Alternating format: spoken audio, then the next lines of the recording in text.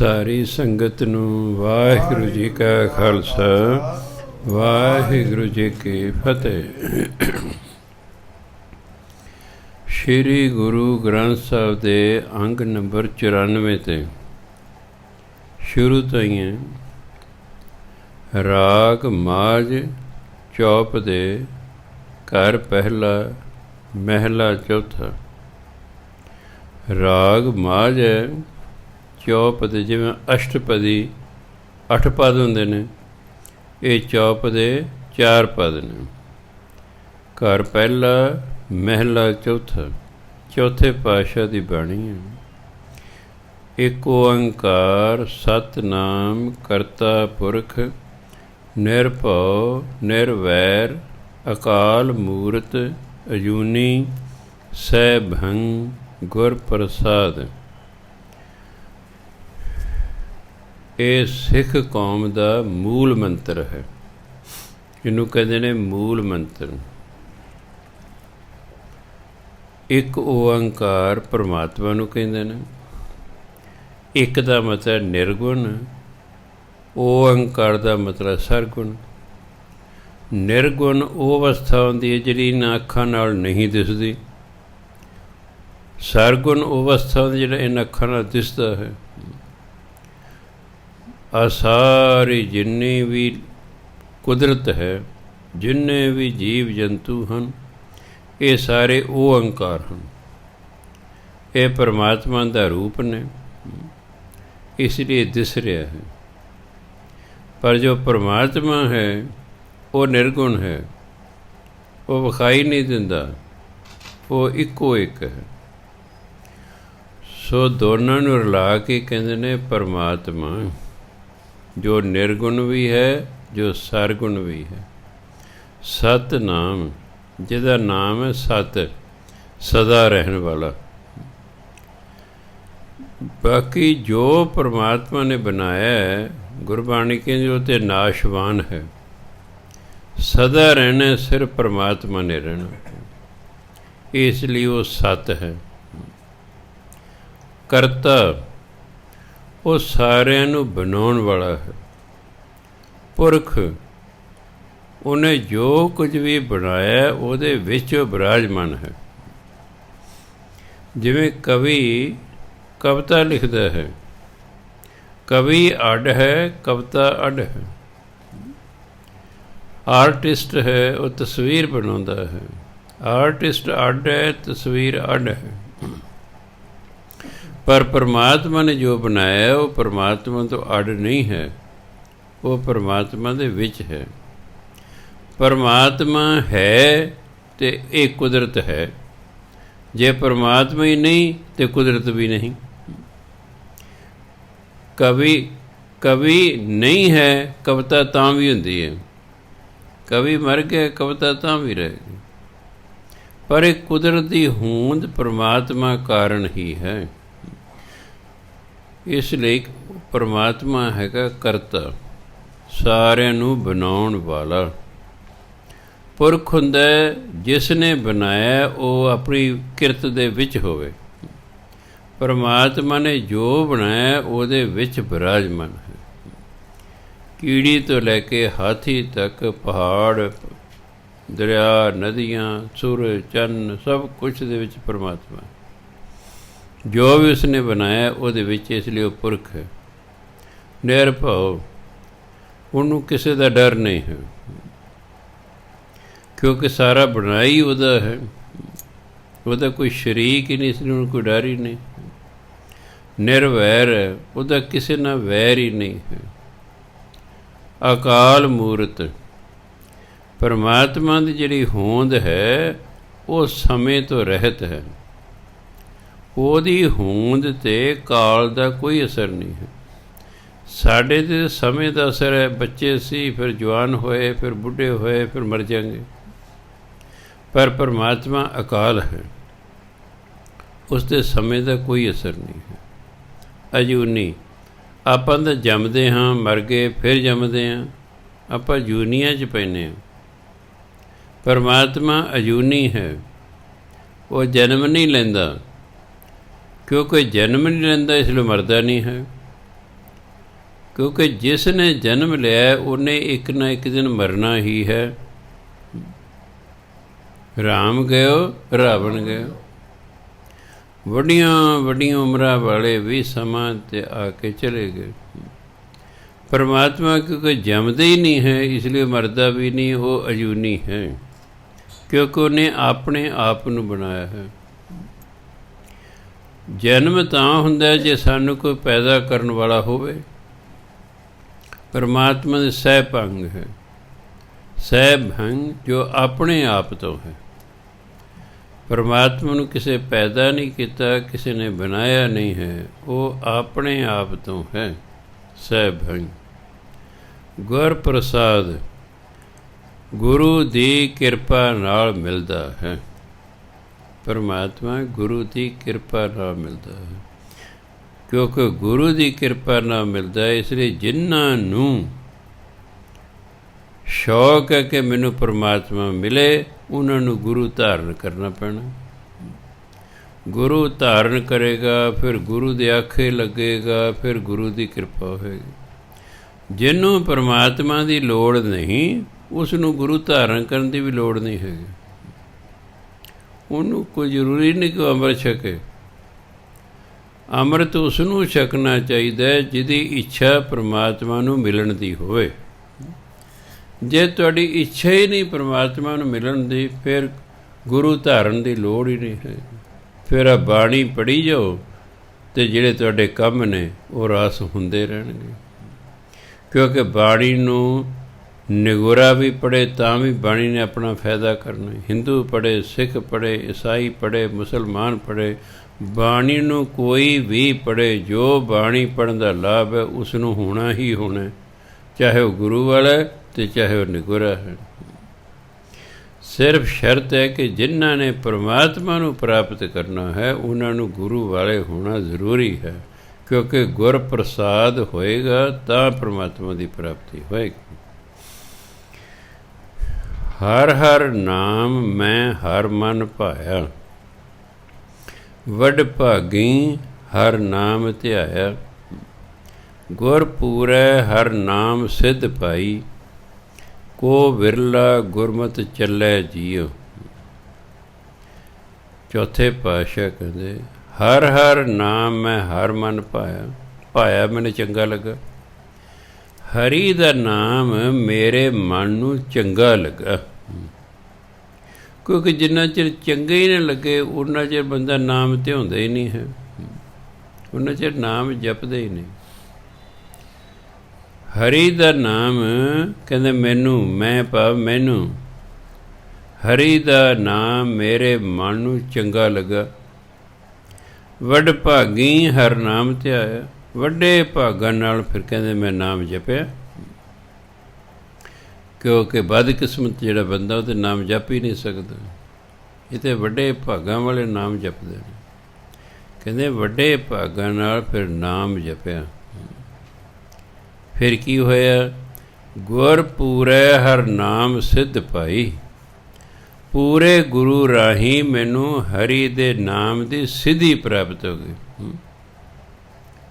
ਨਾਮ ਦੀ ਸਿੱਧੀ ਪ੍ਰਾਪਤ ਹੋ ਗਈ। ਕੋਈ ਵੀ ਸਿੱਧੀ ਪ੍ਰਾਪਤ ਹੋ ਜਾਏ ਮਨੁੱਖ ਫਿਰ ਜਿਹੜਾ ਹੈ ਉਹਨੂੰ ਪ੍ਰਾਪਤੀਆਂ ਕਰਨੀਆਂ ਸੌਖੀਆਂ ਹੋ ਜਾਂਦੀਆਂ ਹਨ। ਹਰੀ ਦੇ ਨਾਮ ਦੀ ਸਿੱਧੀ ਪ੍ਰਾਪਤ ਹੋ ਗਈ, ਭਾਵ ਹੁਣ ਨਾਮ ਦੇ ਰਾਹੀਂ ਮੈਂ ਚੀਜ਼ਾਂ ਪ੍ਰਾਪਤ ਕਰ ਲੈਣਾ ਕਿ ਇਹ ਹੋਏ ਗੁਰੂ ਰਾਹੀਂ। ਗੁਰ ਪੂਰੈ ਪੂਰੇ ਗੁਰੂ ਰਾਹੀਂ ਹਰ ਨਾਮ ਸਿੱਧ ਪਾਈ। ਹਰੀ ਦਾ ਨਾਮ ਦੀ ਸਿੱਧੀ ਮੈਨੂੰ ਪ੍ਰਾਪਤ ਹੋ ਗਈ। ਕੋ ਵਿਰਲਾ ਗੁਰਮਤਿ ਚੱਲੈ ਜੀਉ। ਕੋਈ ਵਿਰਲਾ ਟਾਵੇਂ ਜਿਹੜਾ ਗੁਰੂ ਦੀ ਮੱਤ 'ਤੇ ਚੱਲਦਾ ਹੈ। ਬਿਲਕੁਲ ਠੀਕ ਹੈ, ਇਹ 'ਚ ਕੋਈ ਸ਼ੱਕ ਨਹੀਂ। ਹਰ ਇੱਕ ਬੰਦਾ ਗੁਰੂ ਦੀ ਮੱਤ 'ਤੇ ਚੱਲ ਹੀ ਨਹੀਂ ਸਕਦਾ। ਆਪਣੀ ਸਾਰੀ ਮਨ ਮਰਜ਼ੀ, ਆਪਣੇ ਸਾਰੇ ਖਿਆਲ, ਆਪਣੇ ਸਾਰੇ ਵਿਚਾਰ ਛੱਡਣੇ ਪੈਣਗੇ, ਆਪਣੀਆਂ ਆਦਤਾਂ ਛੱਡਣੀਆਂ ਪੈਣਗੀਆਂ, ਕਈ ਪ੍ਰਕਾਰ ਦਾ ਖਾਣਾ ਪੀਣਾ ਛੱਡਣਾ ਪਏਗਾ। ਇਸ ਤਰ੍ਹਾਂ ਕਹਿੰਦੇ ਕੋ ਵਿਰਲਾ, ਕੋ ਵੇਲੇ ਕੋਈ, ਕੋਈ ਵਿਰਲਾ ਟਾਵਾਂ ਗੁਰੂ ਦੀ ਮੱਤ 'ਤੇ ਚੱਲਦਾ। ਗੁਰਬਾਣੀ ਗੁਰੂ ਦੀ ਮੱਤ ਹੈ।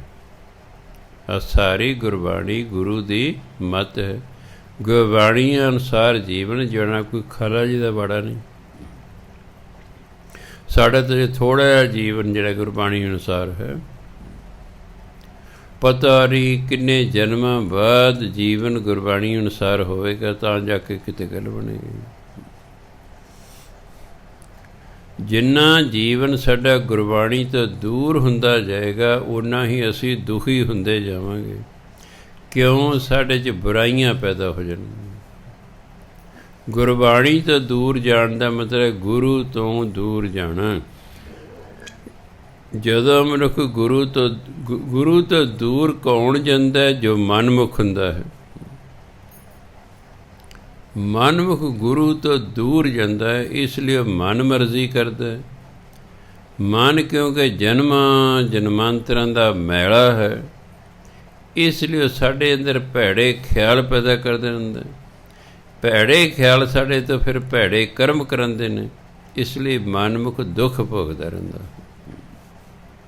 ਇਸੇ ਤਾਂ ਕਿ ਕੋਈ ਵਿਰਲਾ ਟਾਮ ਹੈ ਜੋ ਗੁਰੂ ਦੀ ਮੱਤ 'ਤੇ ਚੱਲਦਾ ਹੈ।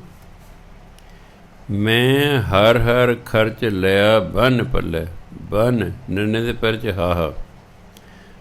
ਮੈਂ ਹਰ ਹਰ ਖਰਚ ਲਿਆ ਬੰਨ ਪੱਲੇ, ਮੇਰਾ ਪ੍ਰਾਣ ਸਖਾਈ ਸਦਾ ਨਾਲ ਚੱਲੇ। ਗੁਰ ਪੂਰੈ ਹਰ ਨਾਮ ਦਿੜਾਇਆ, ਹਰ ਨਿਹਚਲ ਹਰ ਤਨ ਪੱਲੇ ਜੀਓ। ਮੈਂ ਹਰ ਹਰ ਖਰਚ ਲਿਆ ਬੰਨ ਪੱਲੇ, ਮੈਂ ਪਰਮਾਤਮਾ ਦੇ ਨਾਮ ਰੂਪੀ ਖਰਚ ਨੂੰ ਪੱਲੇ ਬੰਨ੍ਹ ਲਿਆ ਹੈ। ਜਿਵੇਂ ਆਪਾਂ ਸਫ਼ਰ ਕਰਨਾ ਹੋਵੇ ਅਤੇ ਕੋਲ ਪੈਸੇ ਲੈ ਲੈਂਦੇ ਵੀ ਲੋੜ ਪੈਣੀ ਰਾਹ 'ਚ। ਕਹਿੰਦੇ ਮੈਂ ਇਸ ਸੰਸਾਰਕ ਧਨ ਦੀ ਥਾਂ 'ਤੇ ਹਰੀ ਦੇ ਨਾਮ ਨੂੰ ਖਰਚ ਦੇ ਤੌਰ 'ਤੇ ਪੱਲੇ ਬੰਨ੍ਹ ਲਿਆ ਹੈ। ਮੇਰਾ ਪ੍ਰਾਣ ਸਖਾਈ, ਇਹ ਜਿਹੜਾ ਪਰਮਾਤਮਾ ਦਾ ਨਾਮ ਹੈ ਮੇਰੇ ਪ੍ਰਾਣਾਂ ਦਾ ਸਖਾ ਹੈ, ਮੇਰੇ ਪ੍ਰਾਣਾਂ ਦਾ ਮਿੱਤਰ ਹੈ, ਮੇਰੀ ਜਾਨ ਦਾ ਪਿਆਰਾ ਹੈ, ਸਦਾ ਨਾਲ ਚੱਲੇ। ਇਹ ਨਾਮ ਸਦਾ ਮੇਰੇ ਨਾਲ ਚੱਲਦਾ। ਤਾਂ ਕਹਿੰਦੇ ਮੈਂ ਨਾਮ ਨੂੰ ਪੱਲੇ ਬੰਨ੍ਹ ਲਿਆ, ਮੇਰੇ ਨਾਲ ਜਾਣਾ। ਸੰਸਾਰਿਕ ਧਨ ਇਸ ਮਾਤ ਲੋਕ ਤੱਕ ਹੀ ਹੈ। ਅਸੀਂ ਸਰੀਰ ਤਿਆਗਣ ਤੋਂ ਬਾਅਦ ਫਿਰ ਪਰਲੋਕ ਜਾਣਾ ਹੈ। ਉੱਥੇ ਸੰਸਾਰਿਕ ਧਨ ਨਹੀਂ ਜਾਂਦਾ, ਉੱਥੇ ਨਾਮ ਧਨ ਨਾਲ ਜਾਂਦਾ ਹੈ। ਇਸ ਲਈ ਇਹ ਫਿਰ ਜਿੱਥੇ ਵੀ ਜੀਵ ਜਾਂਦਾ ਹੈ ਪਰਮਾਤਮਾ ਦਾ ਨਾਮ ਉੱਥੇ ਉਹਦੇ ਨਾਲ ਹੀ ਜਾਂਦਾ ਹੈ। ਸੋ ਸਿੱਖ ਨੇ ਜਿੱਥੇ ਸੰਸਾਰਿਕ ਧਨ ਕਮਾਉਣਾ ਹੈ ਉੱਥੇ ਗੁਰੂ ਮਹਾਰਾਜ ਕਹਿੰਦੇ ਤੂੰ ਨਾਮ ਧਨ ਵੀ ਕਮਾਉਣਾ ਹੈ। ਤਾਂ ਹੀ ਗੁਰੂ ਨਾਨਕ ਦੇ ਜਿਹੜੇ 3 ਸਿਧਾਂਤ ਦਿੱਤੇ, ਇੱਕ ਤਾਂ ਉਹਨੇ ਕਿਹਾ ਭਾਈ 10 ਨੌਂ ਦੀ ਕਿਰਤ ਕਰੋ। ਭਾਈ ਕਿਰਤ ਕਰੋ ਤਾਂ ਜੋ ਤੁਹਾਡੇ ਕੋਲ ਸੰਸਾਰਿਕ ਧਨ ਹੋਵੇ। ਮੈਂ ਕੋਈ ਕੰਮ ਕਰਾਂਗਾ ਤਾਂ ਹੀ ਮੈਨੂੰ ਪੈਸਾ ਮਿਲੇਗਾ ਨਾ। ਵਿਹਲੜ ਬੰਦੇ ਨੂੰ ਤਾਂ ਕੁਛ ਮਿਲਣਾ ਨਹੀਂ ਹੈਗਾ। ਇਸ ਲਈ ਸਿੱਖ ਨੂੰ ਕਿਹਾ ਵੀ ਤੂੰ ਕਿਸੇ 'ਤੇ ਨਿਰਭਰ ਨਹੀਂ ਹੋਣਾ, ਤੂੰ ਮੰਗਤਾ ਨਹੀਂ ਬਣਨਾ, ਤੂੰ ਘਰ ਘਰ ਜਾ ਕੇ ਮੰਗਣਾ ਨਹੀਂ ਹੈਗਾ, ਤੂੰ ਆਪਣੀ ਕਿਰਤ ਕਰਕੇ ਖਾਣਾ ਹੈ। ਸੋ ਕਿਰਤ ਕਰਨੀ ਹੈ ਤਾਂ ਜੋ ਸਾਡੇ ਕੋਲ ਸੰਸਾਰਿਕ ਧਨ ਹੋਵੇ। ਆਪ ਜੀ ਪੜ੍ਹੇ ਲਿਖੇ ਆ ਜੋ ਪਤਾ ਕਿ ਸੰਸਾਰਿਕ ਧਨ ਤੋਂ ਬਿਨਾਂ ਅਸੀਂ ਨਹੀਂ ਜਿਉ ਸਕਦੇ। ਪਾਣੀ ਵੀ ਸਾਨੂੰ ਪੈਸੇ ਨਾਲ ਮਿਲਦਾ ਹੈ। ਹੁਣ ਜੇ ਪਾਣੀ ਨਹੀਂ ਮਿਲੇਗਾ ਫਿਰ ਅਸੀਂ ਪੈਸੇ ਮਰ ਜਾਵਾਂਗੇ। ਕਈ ਵਾਰੀ ਸਾਹ ਵੀ ਉਹ ਵੀ ਮੁੱਲ ਵਿਕਦਾ। ਅੱਜ ਕੱਲ੍ਹ ਉਹ ਵੀ ਨਹੀਂ ਮਿਲ ਰਹੀ ਆਕਸੀਜਨ। ਅਸੀਂ ਆਕਸੀਜਨ ਨਾਲ ਹੀ ਜਿਉਂਦੇ ਰਹਿ ਸਕਦੇ ਹਾਂ। ਹੁਣ ਤੇ ਵੀ ਮੁੱਲ ਵਿਕਦੀ ਹੈ। ਪਹਿਲਾਂ ਪਾਣੀ ਅਤੇ ਹਵਾ ਮੁਫਤ ਹੁੰਦੀ ਸੀ। ਸਮਾਂ ਆਇਆ ਪਾਣੀ ਮੁੱਲ ਮਿਲਣ ਲੱਗ ਗਿਆ। ਮੁੱਲ ਆਉਂਦਾ ਤੁਹਾਨੂੰ ਬਿੱਲ ਆਉਂਦਾ ਨਾ, ਮੁੱਲ ਮਿਲਦਾ। ਹੁਣ ਆਕਸੀਜਨ ਜਿਹੜੀ ਮੁਫਤ ਮਿਲਦੀ ਸੀ ਇਹ ਵੀ ਹੁਣ ਮੁੱਲ ਮਿਲਦੀ ਹੈ, ਅਤੇ ਕਈ ਵਾਰੀ ਮੁੱਲ ਵੀ ਨਹੀਂ ਮਿਲਦੀ। ਰੋਜ਼ ਆਪ ਜੀ ਅਖਬਾਰਾਂ ਪੜ੍ਹਦੇ ਹੋ, ਆਕਸੀਜਨ ਨਾ ਮਿਲ ਕਰਕੇ ਕਿੰਨੇ ਹੀ ਮਰ ਗਏ। ਸੋ ਇਸ ਲਈ ਗੁਰੂ ਮਹਾਰਾਜ ਕਹਿੰਦੇ ਕਿ ਜਿਹੜਾ ਪਰਮਾਤਮਾ ਦਾ ਨਾਮ ਹੈ ਇਹ ਤੇ ਮੇਰੀ ਜਿੰਦ ਦਾ ਸਾਥੀ ਹੈ, ਇਹ ਤੇ ਸਦਾ ਮੇਰੇ ਨਾਲ ਚੱਲਦਾ ਹੈ। ਗੁਰ ਪੂਰੈ ਹਰ ਨਾਮ ਦ੍ਰਿੜਾਇਆ, ਪੂਰੇ ਗੁਰੂ ਨੇ ਹਰੀ ਦਾ ਨਾਮ ਮੇਰੇ ਮਨ 'ਚ ਪੱਕਿਆਂ ਕਰਤਾ। ਹਰ ਨਿਹਚਲ ਹਰ ਧਨ ਪੱਲੇ ਜੀਓ, ਹਰੀ ਸਦਾ ਰਹਿਣ ਵਾਲਾ ਹੈ, ਨਿਹਚਲ ਹੈ, ਉਹਦਾ ਨਾਮ ਵੀ ਸਦਾ ਰਹਿਣ ਵਾਲਾ ਹੈ। ਨਾਮ ਰਹਿਓ ਸਾਧੂ ਰਹਿਓ, ਰਹਿਓ ਗੁਰ ਗੋਬਿੰਦ। ਹਰੀ ਨਿਹਚਲ ਹੈ, ਅਚਲ ਹੈ। ਹਰੀ ਦਾ ਨਾਮ ਧਨ ਵੀ ਅਚਲ ਹੈ। ਕਹਿੰਦੇ ਉਹ ਮੇਰੇ ਪੱਲੇ ਹੈ, ਮੇਰੇ ਕੋਲ ਹੈ, ਕਿਉਂਕਿ ਪੂਰੇ ਗੁਰੂ ਨੇ ਇਹ ਮੈਨੂੰ ਦ੍ਰਿੜ ਕਰਾਤਾ ਕਿ ਪਰਮਾਤਮਾ ਦਾ ਨਾਮ ਹੀ ਤੇਰੇ ਨਾਲ ਸਭ ਥਾਵਾਂ 'ਤੇ ਜਾਣਾ ਹੈ। ਅਤੇ ਜਦੋਂ ਦ੍ਰਿੜ ਹੋ ਜੇ ਫਿਰ ਬੰਦਾ ਨਾਮ ਜਪਦਾ ਰਹਿੰਦਾ ਅਤੇ ਨਾਮ ਧਨ ਇਕੱਠਾ ਕਰ ਲੈਂਦਾ। ਜਦੋਂ ਨਾਮ ਜਪਦਾ ਫਿਰ ਉਸ ਨਾਮ ਦੇ ਬਦਲੇ ਸੰਸਾਰਕ ਚੀਜ਼ ਕੋਈ ਨਹੀਂ ਮੰਗਦਾ, ਇਸ ਲਈ ਉਹਦੇ ਅਕਾਊਂਟ 'ਚ ਉਹ ਜਮ੍ਹਾਂ ਹੁੰਦਾ ਰਹਿੰਦਾ। ਜਦੋਂ ਅਸੀਂ ਬਾਣੀ ਪੜ੍ਹਦੇ ਹਾਂ, ਨਾਮ ਜਪਦੇ ਹਾਂ, ਉਹਦੇ ਬਦਲੇ ਵਿੱਚ ਚਾਹੇ ਤੰਦਰੁਸਤੀ ਮੰਗ ਲਈ, ਚਾਹੇ ਸੰਸਾਰ ਦੀ ਕੋਈ ਚੀਜ਼ ਮੰਗ ਲਈ, ਉਹ ਤਾਂ ਹੋ ਗਿਆ ਖਰਚ। ਉਹ ਸਾਡੇ ਕੋਲ ਨਾਮ ਤਾਂ ਨਹੀਂ ਹੋਵੇਗਾ, ਭਾਵੇਂ ਅਸੀਂ ਸਾਰੀ ਉਮਰ ਨਾਮ ਜਪਦੇ ਰਹੀਏ। ਤਾਂ ਆਪ ਜੀ ਨੂੰ ਵਾਰੀ ਵਾਰੀ ਕਿਹਾ ਜਾਂਦਾ ਕਿ ਠੀਕ ਹੈ ਤੁਸੀਂ ਬਾਣੀ ਪੜ੍ਹਦੇ ਹੋ, ਦੇਖੋ ਆਪਾਂ ਗ੍ਰਸਤੀ ਬੰਦੇ ਹਾਂ, ਠੀਕ ਹੈ, ਉਹ ਤਾਂ ਬ੍ਰਹਮ ਗਿਆਨੀਆਂ ਲਈ ਹੈ ਕਿ ਨਾਮ ਤੋਂ ਬਿਨਾਂ ਜੋ ਕੁਛ ਹੈ ਸਭ ਬਸ ਐਵੇਂ। ਹਾਂ, ਤੁਧ ਬਿਨ ਵਿਣ ਤੁਧ ਬਿਨ ਹੋਰ ਜੇ ਮੰਗਣਾ, ਸਿਰ ਦੁੱਖਾਂ ਕੇ ਦੁੱਖ। ਇਹ ਤਾਂ ਬਹੁਤ ਉੱਚੀ ਅਵਸਥਾ 'ਤੇ ਜਾ ਕੇ ਇਹ ਗੱਲ ਕਹੀ ਜਾਂਦੀ ਹੈ। ਊਈਂ ਆਪਾਂ ਕਹੀ ਜਾਈਏ, ਮਨ ਅੰਦਰੋਂ ਮੰਨੇ ਨਾ, ਉਹਦਾ ਕੀ ਫਾਇਦਾ? ਉਹਦਾ ਕੀ ਫਾਇਦਾ? ਅਜੇ ਜਿਹੜੀ ਸਾਡੀ ਅਵਸਥਾ ਹੈ ਉਹ ਇਹ ਹੈ ਕਿ ਅਸੀਂ ਸੰਸਾਰੀ ਹਾਂ, ਸਾਨੂੰ ਸੰਸਾਰਕ ਚੀਜ਼ਾਂ ਚਾਹੀਦੀਆਂ ਹਨ, ਇਸ ਲਈ ਅਸੀਂ ਮੰਗਣਾ।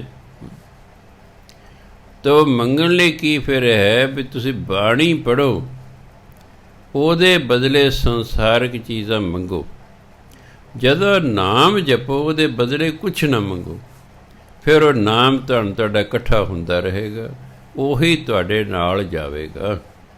ਉਹਦੇ ਬਦਲੇ ਕੁਛ ਵੀ ਨਹੀਂ ਮੰਗਣਾ। ਬਾਣੀ ਪੜ੍ਹੋ, ਉਹਦੇ ਬਦਲੇ ਮੰਗ ਲਓ ਜੋ ਮੰਗਣਾ ਤੁਸੀਂ। ਤਾਂ ਗੁਰੂ ਮਹਾਰਾਜ ਕਹਿੰਦੇ ਗੁਰ ਪੂਰੈ ਹਰ ਨਾਮ ਦ੍ਰਿੜਾਇਆ, ਪੂਰੇ ਗੁਰੂ ਨੇ ਹਰੀ ਦਾ ਨਾਮ ਮੇਰੇ ਮਨ 'ਚ ਪੱਕਿਆਂ ਕਰ ਦਿੱਤਾ। ਹਰ ਨਿਹਚਲ ਹਰ ਤਨ ਪੱਲੇ ਜੀਓ, ਇਸ ਲਈ ਮੈਂ ਹਰੀ ਜੋ ਸਦਾ ਰਹਿਣ ਵਾਲਾ ਹੈ ਉਸ ਦੇ ਨਾਮ ਧਨ ਨੂੰ ਆਪਣੇ ਪੱਲੇ 'ਚ ਬੰਨ ਲਿਆ ਹੈ। ਹਰ ਹਰ ਸੱਜਣ ਮੇਰਾ ਪ੍ਰੀਤਮ ਰਾਇਆ, ਕੋਈ ਆਣ ਮਿਲਾਵੇ ਮੇਰੇ ਪ੍ਰਾਣ ਜੀਵਾਇਆ। ਹਉ ਰਹਿ ਨਾ ਸਕਾਂ ਬਿਨ ਦੇਖੇ ਪ੍ਰੀਤਮ, ਮੈਂ ਨੀਰ ਵਹੇ ਵਹਿ ਚੱਲੇ ਜੀਓ। ਕਹਿੰਦੇ ਹਰ ਹਰ ਸੱਜਣ ਮੇਰਾ ਪ੍ਰੀਤਮ ਰਾਇਆ। ਹਰੀ ਮੇਰਾ ਸੱਜਣ ਹੈ, ਪ੍ਰੀਤਮ ਮੇਰਾ ਪਿਆਰਾ ਹੈ, ਰਾਇਆ ਮੇਰਾ ਰਾਜਾ ਹੈ। ਕੋਈ ਆਣ ਮਿਲਾਵੇ ਮੇਰੇ ਪ੍ਰਾਣ ਜੀਵਾਇਆ। ਮੇਰੇ ਪ੍ਰਾਣ ਨੂੰ ਜਿਉਂਦਿਆਂ ਰੱਖਣ ਵਾਲਾ ਪਰਮਾਤਮਾ ਹੈ, ਅਤੇ ਕੋਈ ਆ ਕੇ ਮੈਨੂੰ ਉਹਦੇ ਨਾਲ ਮਿਲਾ ਦੇਵੇ।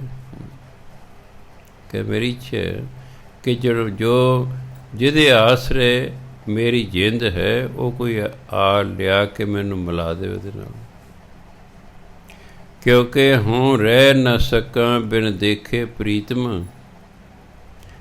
ਹੇ ਪਰਮਾਤਮਾ, ਤੇਰੇ ਦਰਸ਼ਨਾਂ ਤੋਂ ਬਿਨਾਂ ਮੈਂ ਰਹਿ ਨਹੀਂ ਸਕਦਾ। ਜਦੋਂ ਅੰਦਰ ਪਿਆਰ ਪੈਦਾ ਹੋ ਜਾਏ ਅਤੇ ਪਿਆਰਾ ਨਾ ਮਿਲੇ, ਉਸ ਨੂੰ ਕਹਿੰਦੇ ਬਿਰਹਿ। ਉਸ ਅਵਸਥਾ ਨੂੰ ਕਹਿੰਦੇ ਨੇ ਬਿਰਹ। ਬਿਰਹ ਸੰਸਕ੍ਰਿਤ ਦਾ ਸ਼ਬਦ ਹੈ। ਲਿਖਿਆ ਹੁੰਦਾ ਬੱਬੇ ਨੂੰ ਸਿਹਾਰੀ ਰਾਰਾ ਹਾਹੇ ਨੂੰ ਔਂਕੜ। ਉਹ ਬਿਰੋ ਨਹੀਂ ਪੜ੍ਹਨਾ, ਬਿਰੋ ਨਹੀਂ ਪੜ੍ਹਨਾ। ਹਾਹੇ ਨੂੰ ਔਂਕੜ ਤੇ ਇਸ ਲਈ ਲਾਇਆ ਕਿ ਜੋ ਬਿਰਹ ਸ਼ਬਦ ਹੈ ਨਾਉ ਨੇ, ਇਹ ਨਾਮ ਹੈ, ਅਤੇ ਨਾਮ ਦੇ ਇੱਕ ਵਚਨ ਨਾਮ ਦੇ ਹੇਠਾਂ ਔਂਕੜ ਲੱਗਦਾ ਹੈ। ਮੰਨ ਲਓ ਆਪਾਂ ਔਂਕੜ ਨਹੀਂ ਬੋਲਦੇ, ਬਾਕੀ ਰਹਿ ਗਿਆ ਬੱਬੇ ਨੂੰ ਸਿਹਾਰੀ ਰਾਰਾ ਹਾਹਾ, ਤਾਂ ਫਿਰ ਬਣ ਗਿਆ ਬਿਰਹ। ਬਿਰਹ ਪਿਆਰ ਨੂੰ ਕਹਿੰਦੇ ਨੇ। ਉਹ ਅਵਸਥਾ ਪਿਆਰ ਦੀ ਜਿੱਥੇ ਆ ਕੇ ਬੰਦਾ ਆਪਣੇ ਪਿਆਰੇ ਤੋਂ ਮਿਲਣ ਤੋਂ ਬਿਨਾਂ ਨਾ ਰਹਿ ਸਕੇ, ਉਸ ਅਵਸਥਾ ਨੂੰ ਫਿਰ ਬਿਰਹ ਕਹਿੰਦੇ। ਹੁਣ ਅੰਦਰ ਬਿਰਹ ਪੈਦਾ ਹੋ ਗਿਆ ਹੈ, ਇਸ ਲਈ ਕਹਿੰਦੇ ਮੈਂ ਪਰਮਾਤਮਾ ਨੂੰ ਦੇਖੇ ਬਿਨਾਂ ਰਹਿ ਹੀ ਨਹੀਂ ਸਕਦਾ। ਹਾਂ ਰਹਿ ਨਾ ਸਕਾਂ ਬਿਨ ਦੇਖੇ ਪ੍ਰੀਤਮਾ। ਹੇ ਪਰਮਾਤਮਾ ਮੈਂ ਤੈਨੂੰ ਦੇਖੇ ਬਿਨਾਂ ਰਹਿ ਹੀ ਨਹੀਂ ਸਕਦਾ, ਕਿਉਂਕਿ ਪਿਆਰ ਪੈਦਾ ਹੋ ਗਿਆ ਪਰ ਅਜੇ ਦਰਸ਼ਨ ਨਹੀਂ ਹੋ ਰਹੇ। ਸਾਡਾ ਤਾਂ ਰੱਬ ਨਾਲ ਪਿਆਰ ਹੀ ਨਹੀਂ, ਇਸ ਲਈ ਸਾਨੂੰ ਮਹਿਸੂਸ ਹੀ ਨਹੀਂ ਹੁੰਦਾ। ਸਾਨੂੰ ਤਾਂ ਬੜਾ ਅਜੀਬ ਲੱਗਦਾ ਹੁਣ ਵੀ ਹੈ ਜੀ ਇਹ ਰੋ ਰਿਹਾ ਹੈ, ਪਰ ਜਿਨ੍ਹਾਂ ਦਾ ਰੱਬ ਨਾਲ ਪਿਆਰ ਪੈਦਾ ਹੋ ਗਿਆ ਪਰ ਰੱਬ ਮਿਲ ਨਹੀਂ ਰਿਹਾ, ਉਹਨਾਂ ਦੀ ਅਵਸਥਾ ਵਰਣਨ ਕੀਤੀ ਹੈ। ਉਹ ਕਹਿੰਦੇ ਹਾਂ ਰਹਿ ਨਾ ਸਕਾਂ ਬਿਨ ਦੇਖੇ ਪ੍ਰੀਤਮਾ। ਹੇ ਪਿਆਰੇ ਪ੍ਰਭੂ ਤੈਨੂੰ ਦੇਖੇ ਬਿਨਾਂ ਮੈਂ ਰਹਿ ਨਹੀਂ ਸਕਦਾ। ਮੈਂ ਨੀਰ ਵਹੇ ਵਹਿ ਚੱਲੇ ਜੀਅ। ਨੀਰ ਹੁੰਦਾ ਪਾਣੀ, ਭਾਵ ਅੱਖਾਂ 'ਚੋਂ ਅਥਰੂ। ਮੇਰੀਆਂ ਅੱਖਾਂ 'ਚੋਂ ਅਥਰੂ ਵਗੀ ਜਾਂਦੇ ਨੇ, ਵਗੀ ਜਾਂਦੇ ਨੇ, ਵਗੀ ਜਾਂਦੇ ਨੇ। ਇੱਕ ਤਾਂ ਦੁੱਖ ਵੇਲੇ ਬੰਦਾ ਰੋਂਦਾ, ਦੂਜਾ ਵਿਛੋੜੇ ਵੇਲੇ ਵੀ ਬੰਦਾ ਰੋਂਦਾ। ਤੁਸੀਂ ਧੀ ਨੂੰ ਤੋਰਨ ਲੱਗੇ ਹੋ, ਕਈ ਵਾਰੀ ਮੈਂ ਆਪਣੇ ਆਪ ਨੂੰ ਬਾਪ ਸਮਝ ਕੇ ਨਾ ਫਿਰ ਧੀ ਨੂੰ ਤੋਰਦਾ, ਫਿਰ ਮੈਨੂੰ ਮਹਿਸੂਸ ਹੁੰਦਾ ਯਾਰ ਇੰਨੇ ਸਾਲ ਆਪਣੇ ਕੋਲ ਰੱਖੀ, ਪਿਆਰ ਕੀਤਾ, ਅੱਜ ਉਸ ਨੂੰ ਬਗਾਨੇ ਦੇ ਲੜ ਲਾਇਆ ਜਾ ਰਿਹਾ। ਪਤਾ ਨਹੀਂ ਉੱਥੇ ਸੁਖੀ ਹੋਵੇਗੀ ਕਿ ਨਹੀਂ ਹੋਵੇਗੀ। ਭਾਵੇਂ ਉਹ ਕੁਝ ਸਮੇਂ ਲਈ ਵਿਛੜਨ ਲੱਗੀ ਹੈ, ਪਰ ਉਹ ਵਾਕਈ ਬਹੁਤ ਹੁੰਦਾ ਅਜੀਬ ਸਮਾਂ। ਧੱਕੇ ਨਾਲ ਹੀ ਅਥਰੂ ਅੱਖਾਂ ਵਿੱਚੋਂ ਨਿਕਲ ਆਉਂਦੇ ਨੇ, ਕਿਉਂਕਿ ਉਹਨੂੰ ਕਿ ਧੀ ਨੂੰ ਕਹਿੰਦੇ ਦਿਲ ਦਾ ਟੋਟਾ। ਦਿਲ ਦਾ ਟੋਟਾ ਹੁਣ ਕੋਲੋਂ ਵਿਛੜ ਰਿਹਾ ਹੈ। ਵਿਛੋੜੇ ਵੇਲੇ ਵੀ ਰੋਣਾ ਆਉਂਦਾ, ਵਿਛੜੇ ਹੋਏ ਨੂੰ ਯਾਦ ਕਰਕੇ ਵੀ ਰੋਣਾ ਆਉਂਦਾ। ਤੁਹਾਡਾ ਧੀ ਪੁੱਤਰ ਤੁਹਾਡੇ ਤੋਂ ਵਿਛੜ ਗਿਆ ਅਤੇ ਮਿਲ ਨਹੀਂ ਰਿਹਾ, ਤਾਂ ਵੀ ਤੁਸੀਂ ਉਹਨੂੰ ਯਾਦ ਕਰ ਕਰਕੇ ਰੋਂਦੇ ਹੋ। ਪਿਆਰ ਇੰਨਾ ਰੱਬ ਨਾਲ ਪੈ ਗਿਆ ਕਿ ਉਹ ਮਿਲ ਨਹੀਂ ਰਿਹਾ ਅਤੇ ਉਹਨੂੰ ਮਿਲੇ ਬਿਨਾਂ ਰਹਿ ਨਹੀਂ ਹੁੰਦਾ, ਇਸ ਲਈ ਉੱਥੇ ਆ ਕੇ ਵੀ ਰੋਣਾ ਆਉਂਦਾ ਹੈ। ਕਹਿੰਦੇ ਮੇਰੀ ਅੱਖਾਂ 'ਚੋਂ ਪਾਣੀ ਵਗਦਾ ਰਹਿੰਦਾ, ਨੀਰ ਵਹੇ ਵਹਿ ਚੱਲੇ ਜੀ। ਮੇਰੀ ਅੱਖਾਂ 'ਚ ਪਾਣੀ ਵਗਦਾ ਰਹਿੰਦਾ। ਸਤਿਗੁਰ ਮਿੱਤਰ ਮੇਰਾ ਬਾਲ ਸਖਾਈ। ਇੱਥੇ ਸਾਡੇ ਗੁਆਂਢ 'ਚ ਵਿਆਹ ਹੋਇਆ ਲੜਕੀ ਦਾ, ਉਹ ਸਾਰੇ ਰੋ ਰਹੇ ਡੋਲੀ ਤੋਰਨ ਵੇਲੇ। ਮੈਂ ਉਹਨਾਂ ਕੋਲ ਖੜ੍ਹਾ, ਮੈਂ ਜੈਮਲ ਸੇ ਜੇ ਤੂੰ 1 ਮਿੰਟ ਹੋਰ ਖੜ੍ਹਾ ਤੂੰ ਵੀ ਰੋਣ ਲੱਗ ਜਾਏਗਾ, ਅਤੇ ਲੋਕ ਪੁੱਛਣਗੇ ਵੀ ਇਹਨੂੰ ਕੀ ਤਕਲੀਫ ਹੈ। ਨਾ ਇਹਦੀ ਕੁੜੀ, ਨਾ ਇਹਦੀ ਕੋਈ ਰਿਸ਼ਤੇਦਾਰ, ਕੁੜੀ ਕਿਸੇ ਦੀ, ਰਿਸ਼ਤੇਦਾਰ ਕਿਸੇ ਦੀ, ਵੀ ਤੂੰ ਤੇ ਉਂਝੀ ਮਹੱਲੇ ਦਾ ਬੰਦਾ, ਵੀ ਤੂੰ ਕਿਉਂ ਰੋ ਰਿਹਾ। ਮੈਂ ਉੱਥੋਂ ਆ ਗਿਆ। ਫਿਰ ਮੈਂ ਕਿਹਾ ਯਾਰ ਜਿਨ੍ਹਾਂ ਦੀ ਧੀ ਹੈ, ਮੇਰੀ ਧੀ ਨਹੀਂ ਉਹ, ਪਰ ਉਹ ਉੱਥੇ ਐਸੀ ਅਵਸਥਾ ਉਸ ਵੇਲੇ ਤੁਰਨ ਵੇਲੇ ਹੋ ਗਈ ਕਿ ਜਿੰਨੇ ਰਿਸ਼ਤੇਦਾਰ ਸਨ ਸਾਰੇ ਅੱਖਾਂ 'ਚ ਪਾਣੀ ਆ ਗਿਆ, ਅਤੇ ਮੈਨੂੰ ਵੀ ਲੱਗਿਆ ਵੀ ਜੇ ਮੈਂ 1 ਮਿੰਟ ਵੀ ਹੋਰ ਇੱਥੇ ਖੜ੍ਹ ਗਿਆ ਮੇਰੀ ਅੱਖਾਂ 'ਚ ਅੱਥਰੂ ਵਗਣੇ ਸ਼ੁਰੂ ਹੋ ਜਾਣਗੇ। ਹਾਂ, ਤਾਂ ਫਿਰ ਮੈਂ ਦੇਖਿਆ, ਮੈਂ ਯਾਰ ਜੇ ਕੋਲ ਵੇਖ ਕੇ ਰੋਣਾ ਆਉਂਦਾ ਤਾਂ ਜਿਨ੍ਹਾਂ ਦੀ ਅੱਜ ਧੀ ਵਿਛੜ ਰਹੀ ਹੈ ਉਹਨਾਂ ਨੂੰ ਤਾਂ ਰੋਣਾ ਆਉਂਦਾ ਹੀ ਆਉਂਦਾ ਹੋਵੇਗਾ। ਸੋ ਇੱਕ ਤਾਂ ਵਿਛੜਨ ਵੇਲੇ ਰੋਣਾ ਆਉਂਦਾ ਹੈ, ਇੱਕ ਵਿਛੋੜਾ ਪੈ ਗਿਆ ਅਤੇ ਮਿਲਾਪ ਨਹੀਂ ਹੋ ਰਿਹਾ ਤਾਂ ਵੀ ਰੋਣਾ ਆਉਂਦਾ ਹੈ। ਇਹ ਵਿਛੋੜਾ ਪੈ ਗਿਆ ਪਰਮਾਤਮਾ ਤੋਂ। ਹੁਣ ਦੁਬਾਰਾ ਮਿਲਣਾ ਹੈ, ਮੇਲ ਹੋ ਨਹੀਂ ਰਿਹਾ। ਉਸ ਅਵਸਥਾ ਨੂੰ ਗੁਰੂ ਮਹਾਰਾਜ ਨੇ ਵਰਣਨ ਕੀਤਾ। ਸਤਿਗੁਰ ਮਿੱਤਰ ਮੇਰਾ ਬਾਲ ਸਿਖਾਈ, ਬਚਪਨ ਤੋਂ ਹੀ ਸਿਖਾਈ। ਫੈਲੋ ਨੂੰ ਕਹਿੰਦੇ ਆਪਾਂ, ਕਹਿੰਦੇ ਕਲਾਸ ਫੈਲੋ ਹੈ, ਮੇਰਾ ਸਾਥੀ ਹੈ। ਸਤਿਗੁਰੂ ਮੇਰਾ ਮਿੱਤਰ ਹੈ, ਬਚਪਨ ਤੋਂ ਹੀ ਮੇਰਾ ਸਾਥੀ ਹੈ। ਹੁਣ ਰਹਿ ਨਾ ਸਕਾਂ ਬਿਨ ਦੇਖੇ ਮੇਰੀ ਮਾਈ, ਹੇ ਮੇਰੀ ਮਾਂ ਮੈਂ ਪਰਮਾਤਮਾ ਨੂੰ ਦੇਖੇ ਬਿਨਾਂ ਰਹਿ ਨਹੀਂ ਸਕਦਾ। ਹਰ ਜਿਉ ਕਿਰਪਾ ਕਰੋ ਗੁਰ ਮੇਲੋ, ਕਿਉਂਕਿ ਗੁਰੂ ਮਿੱਤਰ ਹੈ, ਗੁਰੂ ਵੀ ਨਹੀਂ ਹੁਣ ਮਿਲ ਰਿਹਾ, ਉਹਨੂੰ ਦੇਖੇ ਬਿਨਾਂ ਮੈਂ ਰਹਿ ਨਹੀਂ ਸਕਦਾ। ਹੁਣ ਬੇਨਤੀ ਕਰਨ, ਹਰ ਜਿਉ ਕਿਰਪਾ ਕਰੋ ਗੁਰ ਮੇਲੋ, ਹੇ ਪਰਮਾਤਮਾ ਤੁਸੀਂ ਕਿਰਪਾ ਕਰੋ ਮੈਨੂੰ ਗੁਰੂ ਨਾਲ ਮਿਲਾਓ। ਕਿਉਂ ਪਤਾ ਨਾ ਵੀ ਗੁਰੂ ਰਾਹੀਂ ਹੀ ਪ੍ਰਾਪਤੀ ਹੋਣੀ ਹੈ, ਗੁਰੂ ਨਾਲ ਮਿਲਾਓ। ਜਨ ਨਾਨਕ ਹਰ ਤਨ ਪੱਲੇ ਜੀਓ, ਤਾਂ ਜੋ ਮੇਰੇ ਪੱਲੇ ਨਾਮ ਧਨ ਹੋਵੇ, ਮੇਰਾ ਮੇਲ ਕਰਾਓ। ਨਾਮ ਧਨ ਹੀ ਇੰਡਾਇਰੈਕਟਲੀ ਦੱਸਿਆ ਸਾਧਨ ਹੈ। ਪਰਮਾਤਮਾ ਨਾਲ ਮਿਲਣ ਦਾ ਸਾਧਨ ਹੈ ਸਾਡਾ ਨਾਮ ਧਨ। ਜਿਉਂ-ਜਿਉਂ ਸਾਡੇ ਕੋਲੇ ਨਾਮ ਧਨ ਹੋਈ ਜਾਏਗਾ, ਸਾਡੇ ਅੰਦਰ ਵੈਰਾਗ ਹੋ ਜਾਏਗਾ। ਜਦੋਂ ਵੈਰਾਗ ਚਰਮ ਸੀਮਾ 'ਤੇ ਪਹੁੰਚ ਗਿਆ, ਫਿਰ ਪਰਮਾਤਮਾ ਨੇ ਸਾਨੂੰ ਮਿਲਣਾ ਹੀ ਮਿਲਣਾ ਹੈ। ਉਹ ਤਾਂ ਜੇ ਉਡੀਕ ਰਿਹਾ ਵੀ ਇਹ ਤਾਂ ਮੈਨੂੰ ਕੁਝ ਕੁ ਸਮੇਂ ਲਈ ਯਾਦ ਕਰਦਾ, ਉਹ ਵੀ ਆਪਣੇ ਸਵਾਰਥ ਲਈ ਕਰਦਾ, ਮੇਰੇ ਨਾਲ ਪਿਆਰ ਨਹੀਂ ਹੈ। ਜਦੋਂ ਫਿਰ ਸਾਡਾ ਪਿਆਰ ਹੋ ਜਾਏਗਾ, ਪਿਆਰੇ ਤੋਂ ਕੁਝ ਮੰਗਿਆ ਨਹੀਂ ਜਾਂਦਾ, ਪਿਆਰ ਵਿੱਚ ਕੋਈ ਦਿੱਤਾ ਜਾਂਦਾ ਹੈ। ਮੋਹ ਦੇ ਵਿੱਚ ਮੰਗਿਆ ਜਾਂਦਾ ਹੈ, ਮੋਹ ਦੇ ਵਿੱਚ ਲੈਣ ਦੇਣ ਦੋਨੋਂ ਹੁੰਦਾ ਹੈ। ਤੁਸੀਂ ਆਪਣੇ ਪੁੱਤਰ ਲਈ ਕਰ ਰਹੇ ਹੋ, ਕੱਲ੍ਹ ਨੂੰ ਉਮੀਦ ਰੱਖਦੇ ਹੋ ਕਿ ਕੱਲ੍ਹ ਨੂੰ ਮੇਰਾ ਪੁੱਤਰ ਮੇਰੇ ਲਈ ਕਰੇਗਾ। ਜੇ ਪਤਾ ਲੱਗ ਜੇ ਮੇਰੇ ਪੁੱਤਰ ਨੇ ਮੇਰੇ ਲਈ ਕੁਛ ਨਹੀਂ ਕਰਨਾ, ਸ਼ਾਇਦ ਅਸੀਂ ਉਹ ਕੁਛ ਉਹਦੇ ਲਈ ਨਾ ਕਰੀਏ ਜੋ ਹੁਣ ਕਰ ਰਹੇ ਹਾਂ। ਕੰਸ ਨੂੰ ਜੋਤਸ਼ੀ ਨੇ ਕਹਿਤਾ ਤੇਰਾ ਭਾਣਜਾ ਹੀ ਤੈਨੂੰ ਮਾਰੇਗਾ। ਉਹ ਜਿਹੜਾ ਹੁੰਦਾ ਸੀ ਦੀ ਭੈਣ ਦੇ ਘਰ ਬੱਚੇ ਉਹਨੂੰ ਮਾਰ ਦਿੰਦਾ ਸੀ। ਹੁਣ ਜੇ ਕੋਈ ਕਹਿ ਦੇ ਕਿਸੇ ਨੂੰ ਕਿ ਆ ਜਿਹੜਾ ਤੇਰਾ ਪੁੱਤਰ ਹੋਇਆ ਇਹੀ ਤੈਨੂੰ ਮਾਰੂ, ਉਸੇ ਦਿਨ ਹੀ ਸਾਰਾ ਪਿਆਰ ਖਤਮ ਹੋ ਜਾਏਗਾ ਉਹਦੇ ਨਾਲ। ਪਾਲਣਾ ਤੇ ਪੈਣੇ ਵੀ ਪੁੱਤਰ, ਪਰ ਹਮੇਸ਼ਾ ਡਰ ਰਹੇਗਾ ਕਦੋਂ ਮੈਨੂੰ ਮਾਰਦੇ ਹਨ। ਸੋ ਇਸ ਲਈ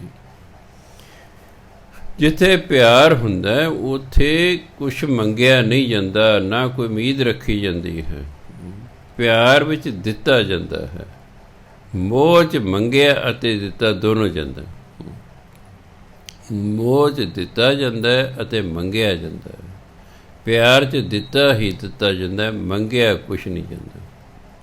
ਜਦੋਂ ਸਾਡਾ ਰੱਬ ਨਾਲ ਪਿਆਰ ਹੋਗਾ, ਅਸੀਂ ਨਾਮ ਜਪੀਂਗੇ, ਨਾਮ ਦੇ ਬਦਲੇ ਕੁਛ ਨਹੀਂ ਮੰਗਾਂਗੇ। ਜਦੋਂ ਰੱਬ ਨਾਲ ਸਾਡਾ ਪਿਆਰ ਪੈਦਾ ਹੋ ਗਿਆ, ਚਾਹੇ ਅਸੀਂ ਬਾਣੀ ਪੜ੍ਹੀ ਚਾਹੇ ਅਸੀਂ ਨਾਮ ਜਪੇ, ਉਹਦੇ ਇੱਕੋ ਹੀ ਗੱਲ ਕਹਾਂਗੇ, ਸੱਚੇ ਪਾਤਸ਼ਾਹ ਤੁਸੀਂ ਮੈਨੂੰ ਮਿਲੋ, ਵੀ ਬਹੁਤ ਦੇਰ ਹੋ ਗਈ, ਬਹੁਤ ਜਨਮ ਵਿਛੜੇ ਥੇ ਮਾਧੋ, ਅਬ ਜੀਵਨ ਇਹ ਜਨਮ ਤੁਮਾਰੇ ਲੇਖੇ। ਇਹ ਲੇਖੇ ਲਾਉਣਾ ਪੈਂਦਾ ਸਾਰਾ ਜੀਵਨ। ਜਦੋਂ ਰੱਬ ਦੇ ਲੇਖੇ ਲਾ ਦੇਗੇ ਨਾ, ਉਹੀ ਭਗਤ ਬਣੇ ਜਿਨ੍ਹਾਂ ਨੇ ਆਪਣਾ ਜੀਵਨ ਪਰਮਾਤਮਾ ਦੇ ਲੇਖੇ ਲਾਤਾ। ਸੋ ਜਿਸ ਜਨਮ ਦੇ ਵਿੱਚ ਆਪਾਂ ਨੇ ਪਰਮਾਤਮਾ ਨੂੰ ਮਿਲਣਾ ਨਾ, ਉਹ ਸਾਡਾ ਜਨਮ ਹੀ ਹੋਰ ਤਰ੍ਹਾਂ ਹੋਵੇਗਾ। ਇਹੋ ਜਿਹਾ ਨਹੀਂ ਹੋਵੇਗਾ ਜਿਵੇਂ ਹੁਣ ਜਿਉਂ ਰਹੇ ਹਾਂ। ਇਹ 'ਚ ਮਿਲਣ ਦੀ ਕੋਈ ਸੰਭਾਵਨਾ ਨਹੀਂ। ਨੋ, ਉਹ ਤਾਂ ਜੀਵਨ ਹੀ ਹੋਰ ਤਰ੍ਹਾਂ ਹੋਏਗਾ। ਉਹ ਤਾਂ ਬਚਪਨ ਤੋਂ ਤੁਸੀਂ ਲੱਗ ਜਾਓਗੇ, ਸੰਸਾਰਿਕ ਮੋਹ ਖਤਮ ਹੋ ਜਾਏਗਾ ਅਤੇ ਬੰਦਾ ਲੱਗਾ ਰਹੇਗਾ, ਲੱਗਾ ਰਹੇਗਾ, ਲੱਗਾ ਰਹੇਗਾ, ਬਸ ਪ੍ਰਾਪਤੀ ਕਰਕੇ ਹਟੇਗਾ। ਸੋ ਅਜੇ ਦਿੱਲੀ ਦੂਰ ਹੈ, ਪਰ ਚਲੋ ਜੇ ਤੁਰੇ ਜਾਈਏ ਤੁਰੇ ਜਾਈਏ ਤੁਰੇ ਜਾਈਏ ਕਦੇ ਤਾਂ ਪਹੁੰਚਾਂਗੇ। ਤੁਸੀਂ ਮੰਨ ਲਓ ਸੰਸਾਰ ਦਾ ਚੱਕਰ ਲਾਉਣਾ, ਤੁਰੇ ਜਾਓ ਤੁਰੇ ਜਾਓ ਤੁਰੇ ਜਾਓ, 10 ਸਾਲਾਂ 20 ਸਾਲਾਂ 50 ਸਾਲਾਂ 'ਚ ਸਾਰੇ ਸੰਸਾਰ ਦੇ ਚੱਕਰ ਲਾ ਦਿਓ। ਉਹ ਬਹੁਤਾ ਤਾਂ ਹੈ ਨਹੀਂ। ਇੱਕ ਪਾਸੇ ਤੁਰੀ ਜਾਓ ਤੁਰੀ ਜਾਓ ਤੁਰੀ ਜਾਓ, ਮੁੜ ਕੇ ਉਸੇ ਥਾਂ 'ਤੇ ਆਉਣ ਲਈ ਸਾਨੂੰ 25,000 ਮੀਲ ਚੱਲਣਾ ਪੈਣਾ। ਧਰਤੀ ਦੀ ਜਿਹੜੀ ਸਾਰੀ ਗੁਲਾਈ ਹੈ ਉਹ 25,000 ਮੀਲ ਹੈ ਬਸ। ਹੁਣ ਜੇ ਤੁਸੀਂ 25 ਮੀਲ ਵੀ ਰੋਜ਼ ਤੁਰਨ ਲੱਗ ਪਏ, 25 ਮੀਲ ਵੀ, ਤਾਂ 25,000 ਨੂੰ 25 ਦੇ ਡਿਵਾਈਡ ਕਰ ਲਓ, ਇੰਨੀ ਸਮਝ ਆਪਾਂ ਪਹੁੰਚ ਜਾਣਾ, ਤੁਰੇ ਹੀ ਜਾਣਾ ਬਸ। ਹੁਣ ਜੇ ਧਰਤੀ ਨੂੰ ਇੱਥੋਂ ਮੋਰੀ ਕਰਨੀ ਸ਼ੁਰੂ ਕਰੀਏ, ਆਰ ਪਾਰ ਮੋਰੀ ਕਰਨੀ ਹੋਵੇ, ਸਾਨੂੰ 12,000 ਮੀਲ ਦੀ ਮੋਰੀ ਕਰਨੀ ਪਵੇਗੀ। ਬੋਰ ਕਰੀ ਜਾਓ ਕਰੀ ਜਾਓ ਕਰੀ ਜਾਓ, ਦੂਜੇ ਪਾਸੇ ਨਿਕਲੇਗਾ ਅਤੇ ਪਤਾ ਲੱਗਦਾ ਅਮਰੀਕਾ ਨਿਕਲਿਆ। ਧਰਤੀ 12,000 ਮੀਲ ਮੋਟੀ ਹੈ ਅਤੇ ਇੱਕ ਐਂਦ ਲੈ ਕੇ ਇੰਨੇ ਕਿਲੋਮੀਟਰ ਨੂੰ ਚੱਲਣਾ ਪੈਂਦਾ। ਮੇਰੇ ਕਹਿਣ ਦਾ ਭਾਵ ਹੈ ਕਿ ਜੇ ਕੋਈ ਫੈਸਲਾ ਕਰ ਲੈ ਮੈਂ ਸਾਰੇ ਸੰਸਾਰ ਦਾ ਚੱਕਰ ਲਾਉਣਾ ਹੈ ਤਾਂ ਪੈਦਲ ਵੀ ਲਾ ਸਕਦਾ ਹੈ। ਸਿਰਫ ਇੰਨਾ ਕਿ ਉਹਨੂੰ ਆਗਿਆ ਦੇਸ਼ਾਂ ਦੀ ਲੈਣੀ ਪੈਣੀ, ਦੀ ਲੰਘਣ ਨਹੀਂ ਦਿੰਦੇ ਅਗਲੇ। ਇਹ ਗੁਰੂ ਨਾਨਕ ਦਾ ਜ਼ਮਾਨਾ ਨਹੀਂ ਵੀ ਜਿੱਥੇ ਮਰਜ਼ੀ ਫਿਰੀ ਜਾਓ, ਕੋਈ ਪਾਸਪੋਰਟ ਨਹੀਂ, ਕੋਈ ਵੀਜ਼ਾ ਨਹੀਂ, ਕੋਈ ਜਿੱਥੇ ਮਰਜ਼ੀ ਤੁਰੇ ਜਾਓ। ਹੁਣ ਤਾਂ ਅਗਲੇ ਫੜ ਕੇ ਅੰਦਰ ਕਰ ਦਿੰਦੇ ਨੇ। ਜੇ ਕਿਤੇ ਖੁੱਲ੍ਹਾ ਹੋਵੇ ਸਾਡਾ ਤਾਂ ਸਾਰਾ ਪੰਜਾਬ ਵੀ ਉਹਨੂੰ ਖਾਲੀ ਹੋ ਗਿਆ ਹੁੰਦਾ, ਇਹ ਸਾਰੇ ਬਾਹਰਲੇ ਦੇਸ਼ਾਂ ਨੂੰ ਚਲੇ ਜਾਂਦੇ ਅਤੇ ਧਰਤੀ ਬਿਲਕੁਲ ਖਾਲੀ ਹੋ ਜਾਣੀ ਸੀ। ਜਿੰਨਾ ਯੂਥ ਸੀ ਉਹਨਾਂ ਚਲੇ ਜਾਣਾ, ਅਤੇ ਬੁੱਢਿਆਂ ਨੇ ਫਿਰ ਕਿੱਥੇ ਰਹਿਣੇ? ਉਹਨਾਂ ਆਪਣੇ ਬੱਚਿਆਂ ਕੋਲ ਹੀ ਜਾਣਾ। ਕਿਆ ਕਰਨਗੇ? ਚਾਹੇ ਤੁਸੀਂ ਨਾ ਜਾਣਾ ਚਾਹੋ, ਮੰਨ ਲਓ ਤੁਹਾਡੇ 2 ਬੱਚੇ ਨੇ, ਦੋਨੋਂ ਹੀ ਫੌਰਨ ਚਲੇ ਗਏ, ਤੁਸੀਂ ਬਹੁਤ ਬੁੱਢੇ ਹੋ ਗਏ, ਹੋ ਸਕਦਾ ਰਹੀ ਜਾਵੋ। ਜੇ ਦੋਨਾਂ 'ਚੋਂ ਇੱਕ ਜੀਅ ਮਰ ਗਿਆ, ਬਾਕੀ ਇੱਕ ਰਹਿ ਗਿਆ ਨਾ, ਉਹ ਹਰ ਹਾਲ 'ਤੇ ਫੌਰਨ ਜਾਏਗਾ। ਉਹਨੂੰ ਕੌਣ ਸਾਂਭੇਗਾ ਇੱਥੇ? ਫਿਰ ਪਹਿਲਾਂ ਤਾਂ 2 ਜੀਅ ਹੋਣ ਕਰਕੇ ਇੱਕ ਦੂਜੇ ਦੇ ਆਸਰੇ ਤੁਰੇ ਫਿਰੋਗੇ। ਜੇ ਰਹਿ ਹੀ ਇੱਕ ਗਿਆ ਅਤੇ ਫਿਰ ਉਹਨੂੰ ਸਾਂਭ ਸੰਭਾਈ ਵਾਲਾ ਬੁਢਾਪੇ ਚਾਹੀਦਾ ਕੋਈ, ਇਸ ਲਈ ਉਹਨੂੰ ਜਾਣਾ ਪੈਣਾ। ਜੇ ਤਾਂ ਅੱਗੇ ਨੂੰਹ ਚੱਜਦੀ ਹੈ ਫਿਰ ਤਾਂ ਗੱਲ ਬਣ ਜਾਏਗੀ, ਤੇ ਨਹੀਂ ਤਾਂ ਇੱਥੇ ਵੀ ਨਰਕ ਅਤੇ ਉੱਥੇ ਵੀ ਨਰਕ। ਪੁੱਤਰ ਕਈ ਵਾਰੀ ਰੱਖਣ ਨੂੰ ਤਿਆਰ ਹੁੰਦਾ ਹੈ, ਅੱਗੋਂ ਨੂੰਹ ਨਹੀਂ ਰੱਖਣ ਨੂੰ ਤਿਆਰ ਹੈ। ਇੱਕ ਪਰਿਵਾਰ ਹੈ ਇੱਥੇ ਨੇੜੇ ਕਲੋਨੀ 'ਚ ਰਹਿੰਦਾ, ਉਹ ਕਹਿੰਦੇ ਜਦੋਂ ਮੈਂ ਆਪਣੇ ਪੁੱਤਰ ਨੂੰ ਮਿਲਣ ਜਾਂਦਾ, ਮੇਰੀ ਨੂੰਹ ਮੈਨੂੰ ਬੁਲਾਉਂਦੀ ਹੋਈ ਨਹੀਂ ਹੈਗੀ ਵੀ ਇਹ ਕਿਉਂ ਆ ਗਿਆ ਫੌਰਨ 'ਚ। ਸੋ ਇਸ ਲਈ ਦੇਖੋ ਕਿਆ ਬਣਦਾ। ਕਈ ਵਾਰੀ ਮੈਂ ਬੈਠਾ ਬੈਠਾ ਸੋਚਦਾ ਵੀ ਆ ਜਿਨ੍ਹਾਂ ਦੇ ਦੋਨੋਂ ਬੱਚੇ ਬਾਹਰ ਜਾ ਰਹੇ ਨੇ, ਇਹ ਬੜੀ ਇੱਕ ਦਿਨ ਉਹਨੇ ਬੜੀ ਅਜੀਬ ਸਥਿਤੀ ਪੈਦਾ ਹੋ ਜਾਣੀ। ਹੁਣ ਤਾਂ ਸਾਨੂੰ ਬੜੀ ਖੁਸ਼ੀ ਨਾਲ ਮਾਂ ਪਿਓ ਮੈਨੂੰ ਆ ਕੇ ਦੱਸਦੇ ਨੇ ਸਾਡਾ ਮੁੰਡਾ ਵੀ ਚਲਿਆ ਗਿਆ ਜੀ, ਸਾਡੀ ਕੁੜੀ ਵੀ ਚਲੀ ਗਈ। ਮੈਂ ਜੀ ਵਧਾਈਆਂ ਜੀ, ਮੈਂ ਕੁਝ ਸਾਲਾਂ ਨੂੰ ਪਤਾ ਲੱਗੂਗਾ ਕਿਸ ਭਾਅ ਵਿਕਦੀ ਹੈ, ਕੁਝ ਸਾਲਾਂ ਨੂੰ ਪਤਾ ਲੱਗੇਗਾ। ਜਦੋਂ ਅਸੀਂ ਕਿਸੇ ਦੇ ਡਿਪੈਂਡੈਂਟ ਹੋ ਗਏ ਨਾ, ਕਿਸੇ ਦੇ ਨਿਰਭਰ ਹੋ ਗਏ, ਉਦੋਂ ਪਤਾ ਲੱਗਦਾ ਵੀ ਹਾਂ ਕਿਸੇ ਦੀ ਲੋੜ। ਜਿੰਨਾ ਚਿਰ ਮੇਰਾ ਸਰੀਰ ਚੱਲਦਾ ਮੈਂ ਕਹਿੰਦਾ ਮੈਨੂੰ ਨਹੀਂ ਕਿਸੇ ਦੀ ਲੋੜ, ਜਿੱਦੇ ਮੰਜੀ 'ਤੇ ਪੈ ਗਿਆ ਫਿਰ ਪਤਾ ਲੱਗੂ ਲੋੜ ਹੈ ਕਿ ਨਹੀਂ। ਅਸਲੀਅਤ ਨੂੰ ਕਦੇ ਨਹੀਂ ਭੁੱਲਣਾ ਚਾਹੀਦਾ, ਅਸਲੀਅਤ ਹਮੇਸ਼ਾ ਯਾਦ ਰੱਖਣੀ ਚਾਹੀਦੀ ਜ਼ਿੰਦਗੀ 'ਚ, ਅਤੇ ਉਹਦੇ ਲਈ ਆਪਣੇ ਆਪ ਨੂੰ ਤਿਆਰ ਕਰਨਾ ਪੈਣਾ ਸਾਨੂੰ ਵੀ ਇਹੋ ਜਿਹਾ ਸਮਾਂ ਆ ਸਕਦਾ ਹੈ, ਫਿਰ ਮੈਂ ਕੀ ਕਰਨਾ। ਤਾਂ ਅਸੀਂ ਮਾਨਸਿਕ ਤੌਰ 'ਤੇ ਤਿਆਰ ਹੋਣੇ ਚਾਹੀਦੇ ਹੋ। ਸੋ ਗੁਰੂ ਮਹਾਰਾਜ ਕਹਿੰਦੇ ਹਰ ਜੀਓ ਕਿਰਪਾ ਕਰੋ ਗੁਰ ਮੇਲੋ, ਜਨ ਨਾਨਕ ਹਰ ਤਨ ਪੱਲੇ ਜੀਓ। ਮੈਂ ਗੁਰੂ ਨਾਲ ਮੇਰਾ ਮੇਲ ਕਰੋ ਤਾਂ ਜੋ ਮੇਰੇ ਪੱਲੇ ਹਰੀ ਦਾ ਨਾਮ ਹੋਵੇ। ਮਾਝ ਮਹਿਲਾ ਚੌਥਾ। ਮਧੂਸੂਦਨ ਮੇਰੇ ਮਨ ਤਨ ਪ੍ਰਾਨਾ, ਹੋਂ ਹਰ ਬਿਨ ਦੂਜਾ ਅਵਰ ਨ ਜਾਣਾ। ਕੋਈ ਸੱਜਣ ਸੰਤ ਮਿਲੈ ਵਡ ਭਾਗੀ, ਮੈਂ ਹਰ ਪ੍ਰਭ ਪਿਆਰਾ ਦੱਸੈ ਜੀਓ। ਕਹਿੰਦੇ ਮਧੂਸੂਦਨ ਪਰਮਾਤਮਾ ਨੂੰ ਕਹਿੰਦੇ ਮੇਰੇ ਮਨ ਤਨ ਪ੍ਰਾਣ। ਪਰਮਾਤਮਾ ਮੇਰੇ ਮਨ ਅਤੇ ਤਨ ਦਾ ਪ੍ਰਾਣ ਹੈ, ਭਾਵ ਜਿੰਦ ਜਾਨ ਹੈ। ਜਿਵੇਂ ਆਪਣੇ ਪ੍ਰਾਣ ਜਦੋਂ ਸਰੀਰ 'ਚੋਂ ਨਿਕਲ ਜਾਣ ਆਪਣੀ ਡੈਥ ਹੋ ਜਾਂਦੀ ਹੈ, ਪ੍ਰਾਣਾਂ ਨਾਲ ਹੀ ਚੱਲ ਰਿਹਾ। ਜਿਹੜੇ ਨੇ ਡਾਕਟਰ ਤਬਕਾ ਇਹ ਕਹਿੰਦੇ ਸਾਡਾ ਸਰੀਰ ਆਕਸੀਜਨ ਨਾਲ ਚੱਲਦਾ ਹੈ, ਇਹ 'ਚ ਕੋਈ ਸ਼ੱਕ ਨਹੀਂ। ਕੁਦਰਤ ਦਾ ਐਸਾ ਸਿਸਟਮ ਹੈ, ਦੇਖੋ ਆਪਾਂ ਸਾਹ ਲੈਂਦੇ ਹਾਂ,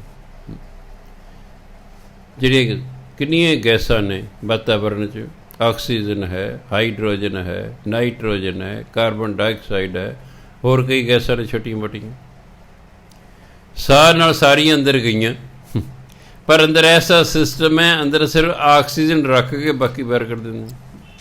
ਦੇਖੋ ਕਿਆ ਜ਼ਬਰਦਸਤ ਸਿਸਟਮ ਵੀ, ਅੰਦਰ ਆਕਸੀਜਨ ਚਾਹੀਦੀ, ਬਸ ਉਹੀ ਅੰਦਰ ਜਾਊ, ਉਹੀ ਅੰਦਰ ਜਾਊ। ਆਕਸੀਜਨ ਅੰਦਰ ਜਾਏਗੀ, ਕਾਰਬਨ ਡਾਈਆਕਸਾਈਡ ਨੂੰ ਬਾਹਰ ਕੱਢੇਗੀ, ਚੱਲ ਨਿਕਲ ਬਾਹਰ। ਹੁਣ ਮੈਂ ਆ ਕੇ ਥਾਂ 'ਤੇ ਰੋਕਾਂਗੇ। ਜਦੋਂ ਆਕਸੀਜਨ ਕਾਰਬਨ ਡਾਈਆਕਸਾਈਡ ਬਦਲ ਜੇ, ਨਵੀਂ ਆਕਸੀਜਨ ਆ ਜਾਂਦੀ, ਚੱਲ ਹੁਣ ਤੂੰ ਨਿਕਲ, ਅਤੇ ਸਿਸਟਮ ਚੱਲਦਾ ਰਹਿੰਦਾ ਹੈ। ਦੇਖਣ ਨੂੰ ਆਕਸੀਜਨ ਦੇ ਨਾਲ ਸਾਡਾ ਸਰੀਰ ਚੱਲਦਾ ਹੈ। ਧਰਮ ਕਹਿੰਦਾ ਸਾਡੇ ਪ੍ਰਾਣਾਂ ਨਾਲ ਸਾਡਾ, ਜਿੰਨਾ ਚਿਰ ਅੰਦਰ ਪ੍ਰਾਣ ਨੇ ਉਹਨਾਂ ਚਿਰ ਸਰੀਰ ਚੱਲਦਾ। ਜਿੱਦੇ ਪ੍ਰਾਣ ਨਿਕਲ ਗਏ ਇਹ ਡੈਥ ਹੋ ਜਾਂਦੀ। ਪ੍ਰਾਣ ਨਿਕਲਣ ਦਾ ਕਾਰਨ ਵੀ ਬਣਦਾ ਹੈ ਕਿ ਆਕਸੀਜਨ ਨਹੀਂ ਮਿਲੀ।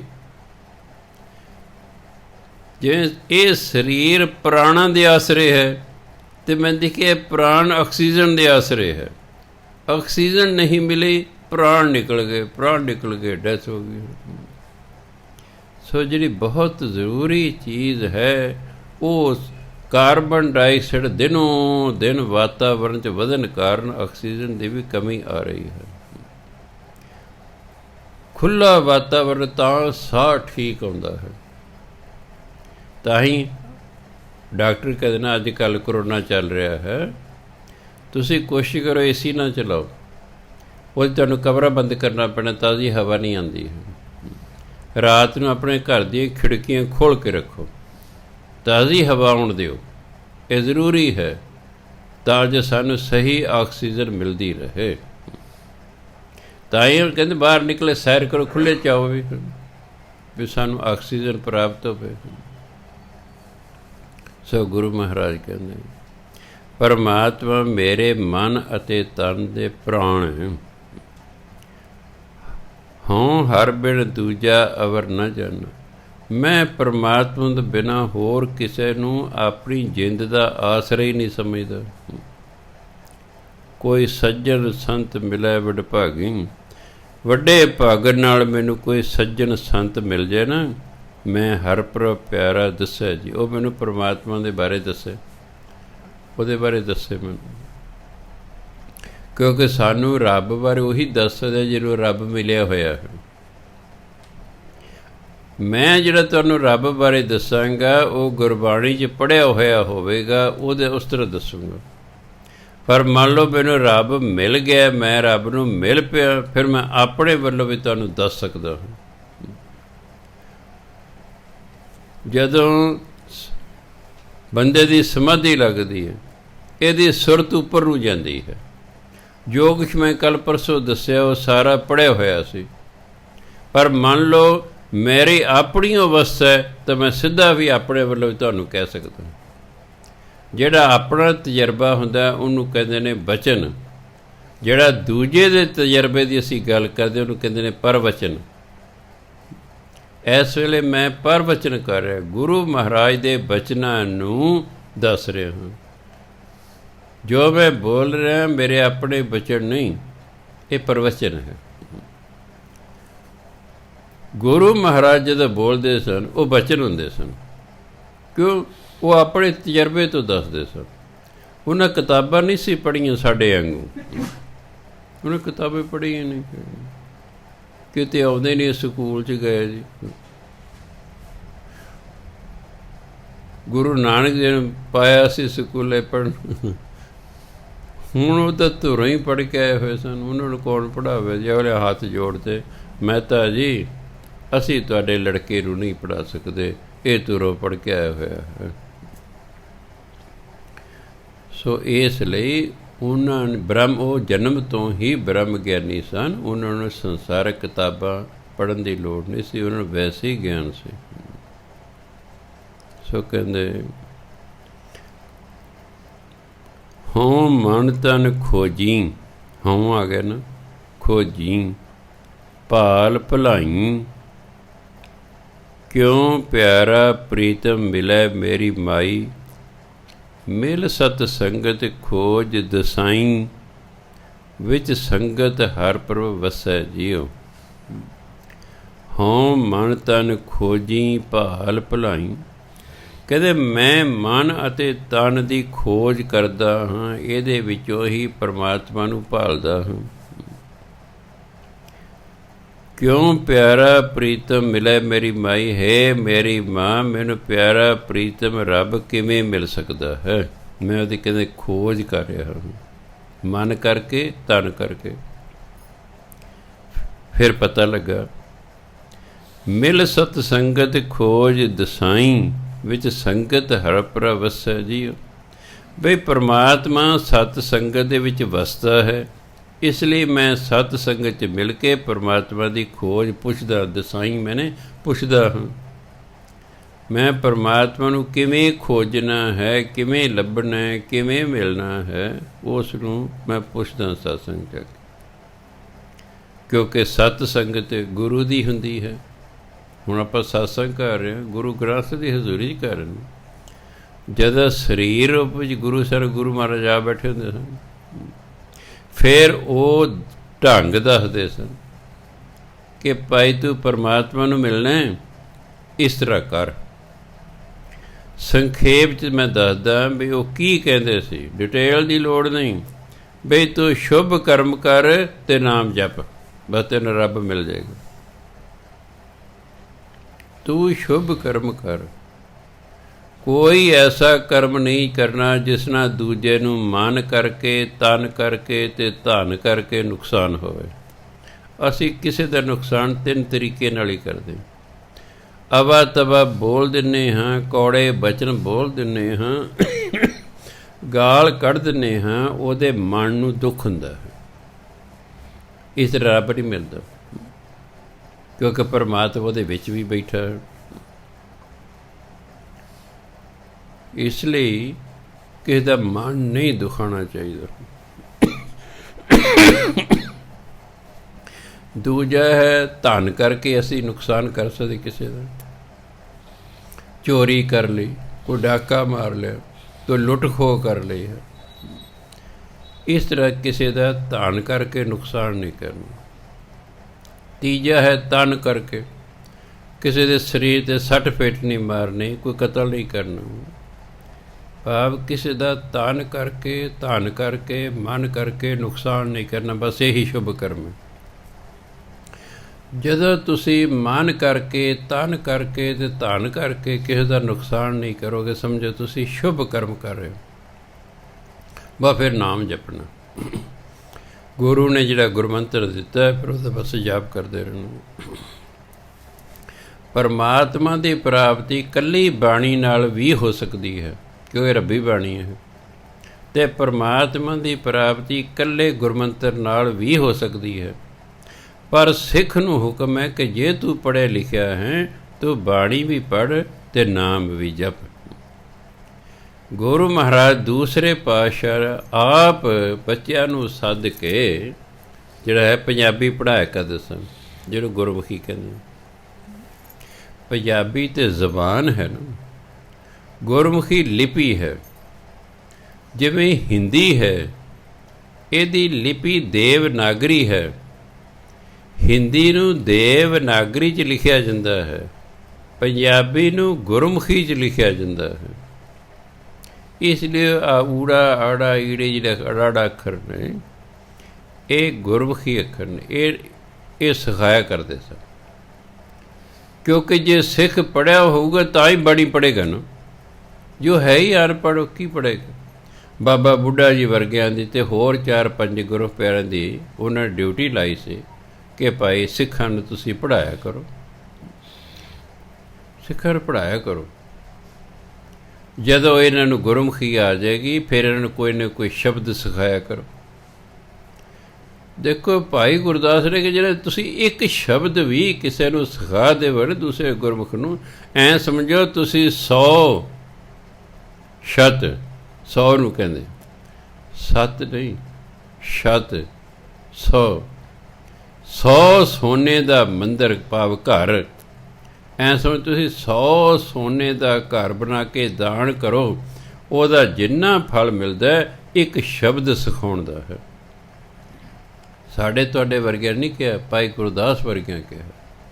ਭਾਵ ਗੁਰੂ ਮਹਾਰਾਜ ਦੀਆਂ ਨਜ਼ਰਾਂ 'ਚ ਬਹੁਤ ਵੱਡਾ ਪੁੰਨ ਹੈ ਕਿਸੇ ਨੂੰ ਬਾਣੀ ਨਾਲ ਜੋੜਨਾ, ਬਾਣੀ ਸਿਖਾਉਣਾ। ਇਸ ਲਈ ਆਪ ਵੀ ਅਸੀਂ ਬਾਣੀ ਪੜ੍ਹਨੀ ਹੈ, ਆਪ ਹੋਰ ਕਿਸੇ ਨੇ ਤੇ ਘੱਟ ਤੋਂ ਘੱਟ ਘਰ ਦੇ ਜੀਣ ਤਾਂ ਸਿਖਾ ਦਿਓ। ਚਲੋ ਬੰਨਿਆ ਸਾਡੇ ਕੋਲ ਟਾਈਮ ਨੇ ਵੀ ਹੋਰ ਕਿਸੇ ਨੂੰ ਸਿਖਾਉਂਦੇ ਰਹੀਏ, ਅਸੀਂ ਆਪਣੇ ਜੀਣ 'ਤੇ ਸਿਖਾ ਸਕਦੇ ਹਾਂ।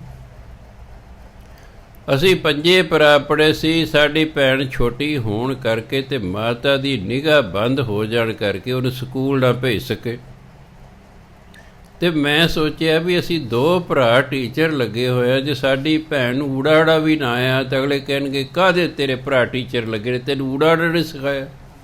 ਵੀ ਘੱਟ ਤੋਂ ਘੱਟ ਚਿੱਠੀ ਲਿਖਣ ਜੋਗਾ ਤਾਂ ਕਰ ਦਈਏ, ਕਿਉਂ ਪਹਿਲਾਂ ਟੈਲੀਫੋਨ 'ਤੇ ਹੁੰਦੇ ਨਹੀਂ ਸੀ। ਵਿੱਚ UP ਚੱਲੀ ਹੈ ਵੀ ਚਿੱਠੀ ਪੱਤਰ ਤਾਂ ਆਪ ਪੜ੍ਹ ਲਿਆ ਕਰੇਗੀ, ਸਾਡਾ ਲਿਖਿਆ ਆਪ ਲਿਖ ਕੇ ਵੀ ਸਾਨੂੰ ਪਾ ਸਕਦੀ ਹੈ। ਉਹਨੂੰ ਮੈਂ ਉਸ ਤਰ੍ਹਾਂ ਊੜਾ, ਜਦੋਂ ਗਰਮੀ ਛੁੱਟੀਆਂ ਹੋਣੀਆਂ ਉਹਨੂੰ ਪੰਜਾਬੀ ਪੜ੍ਹਾਉਣੀ, ਵੀ ਘੱਟ ਤੋਂ ਘੱਟ ਥੋੜ੍ਹਾ ਬਹੁਤਾ ਪੜ੍ਹਨ ਲਿਖਣ ਜੋ ਵੀ ਜਮਾਤਾਂ ਪਾਸ ਕਰਾਉਣ ਦੀ ਲੋੜ ਨਹੀਂ, ਪੰਜਾਬੀ ਪੜ੍ਹਨੀ ਆ ਜਾਏ ਅਤੇ ਲਿਖਣੀ ਆ ਜਾਏ, ਇੰਨਾ ਮੈਂ ਕਰਤਾ। ਚਲੋ ਬਾਅਦ 'ਚ ਫਿਰ ਲੋੜ ਨਾ ਪਈ, ਬੱਚੇ ਹੋ ਗਏ ਉਹੀ ਲਿਖ ਦਿੰਦੇ ਸੀ। ਹੁਣ ਮੇਰਾ ਵਿਚਾਰੀ ਭੁੱਲ ਭੁਲਾ ਗਈ ਹੋਣੀ, ਪੜ੍ਹਨਾ ਤਾਂ ਆਉਂਦਾ, ਪਾਠ ਕਰਦੀ ਹੁੰਦੀ ਥੋੜ੍ਹਾ ਜਿਹਾ। ਸੋ ਜੇ ਕਿਸੇ ਨੂੰ ਸਿਖਾਉਣ ਲਈ ਸਾਡੇ ਕੋਲ ਟਾਈਮ ਨਹੀਂ ਤਾਂ ਘੱਟ ਤੋਂ ਘੱਟ ਆਪਣੇ ਘਰ ਦੇ ਜੀਆਂ ਨੂੰ ਜ਼ਰੂਰ ਸਿਖਾਉਣਾ ਚਾਹੀਦਾ, ਚਾਹੇ ਲਾਲਚ ਦੇ ਕੇ ਸਿਖਾਓ। ਬੱਚੇ ਨੂੰ ਅਸੀਂ ਸਿਖਾਉਣਾ, ਬੱਚੇ ਨੂੰ ਕੋਈ ਦੇਖਿਆ ਵੀ ਇਹਨੂੰ ਕਿਸ ਚੀਜ਼ ਦਾ ਇੰਟਰਸਟ ਹੈ। ਸਾਡੇ ਕੋਲ ਬਾਬਾ ਸ਼ੇਖ ਫਰੀਦ ਦੀ ਮਾਂ ਦੀ ਉਦਾਹਰਣ ਹੈ। ਉਹਨੇ ਆਪਣੇ ਬੱਚੇ ਨੂੰ ਭਜਨ ਬੰਦਗੀ ਵਾਲੇ ਪਾਸੇ ਲਾਉਣਾ ਸੀ। ਉਹਨੇ ਦੇਖਿਆ ਮੇਰਾ ਮੁੰਡਾ ਸ਼ੱਕਰ ਖਾਣ ਦਾ ਸ਼ੌਕੀਨ ਹੈ। ਉਹਨੇ ਕਿਹਾ ਕਾਕਾ ਤੂੰ ਨਾ ਰੋਜ਼ ਭਜਨ ਬੰਦਗੀ ਕਰਿਆ ਕਰ, ਜੋ ਵੀ ਉਹਨੇ ਕਹਿਤਾ ਕਰਿਆ ਕਰ, ਤੈਨੂੰ ਨਾ ਅੱਲਾ ਖਾਣ ਨੂੰ ਸ਼ੱਕਰ ਦੇਵੇ। ਬੱਚੇ ਲਾਲਚ ਆ ਗਿਆ, ਕਹੇ ਕੱਲ੍ਹ ਤੋਂ ਸ਼ੁਰੂ ਕਰੀ। ਮਾਂ ਨੇ ਕੀ ਕੀਤਾ, ਥਾਂ ਸਾਫ਼ ਕੀਤਾ ਬੱਚੇ ਦੇ ਤਿਆਰ ਹੋਣ ਤੋਂ ਪਹਿਲਾਂ, ਹੇਠਾਂ ਸ਼ੱਕਰ ਦੀ ਪੁੜੀ ਰੱਖ ਕੇ ਉੱਤੇ ਬੋਰੀ ਵਿਛਾ ਦਿੱਤੀ, ਇਸ 'ਤੇ ਬੈਠ ਕੇ ਤੂੰ ਪਾਠ ਕਰਿਆ ਕਰ। ਫਿਰ ਜਦੋਂ ਤੇਰਾ ਪਾਠ ਮੁੱਕ ਜਾਏਗਾ ਅਤੇ ਫਿਰ ਫਿਰ ਤੂੰ ਬੋਰੀ ਚੱਕਿਆ ਕਰ, ਅੱਲਾਹ ਤਾਲਾ ਤੈਨੂੰ ਸ਼ੱਕਰ ਦੇ ਖਾਣ ਨੂੰ। ਪੁੜੀ ਆਪ ਰੱਖ ਦੇਣੀ ਹੈ।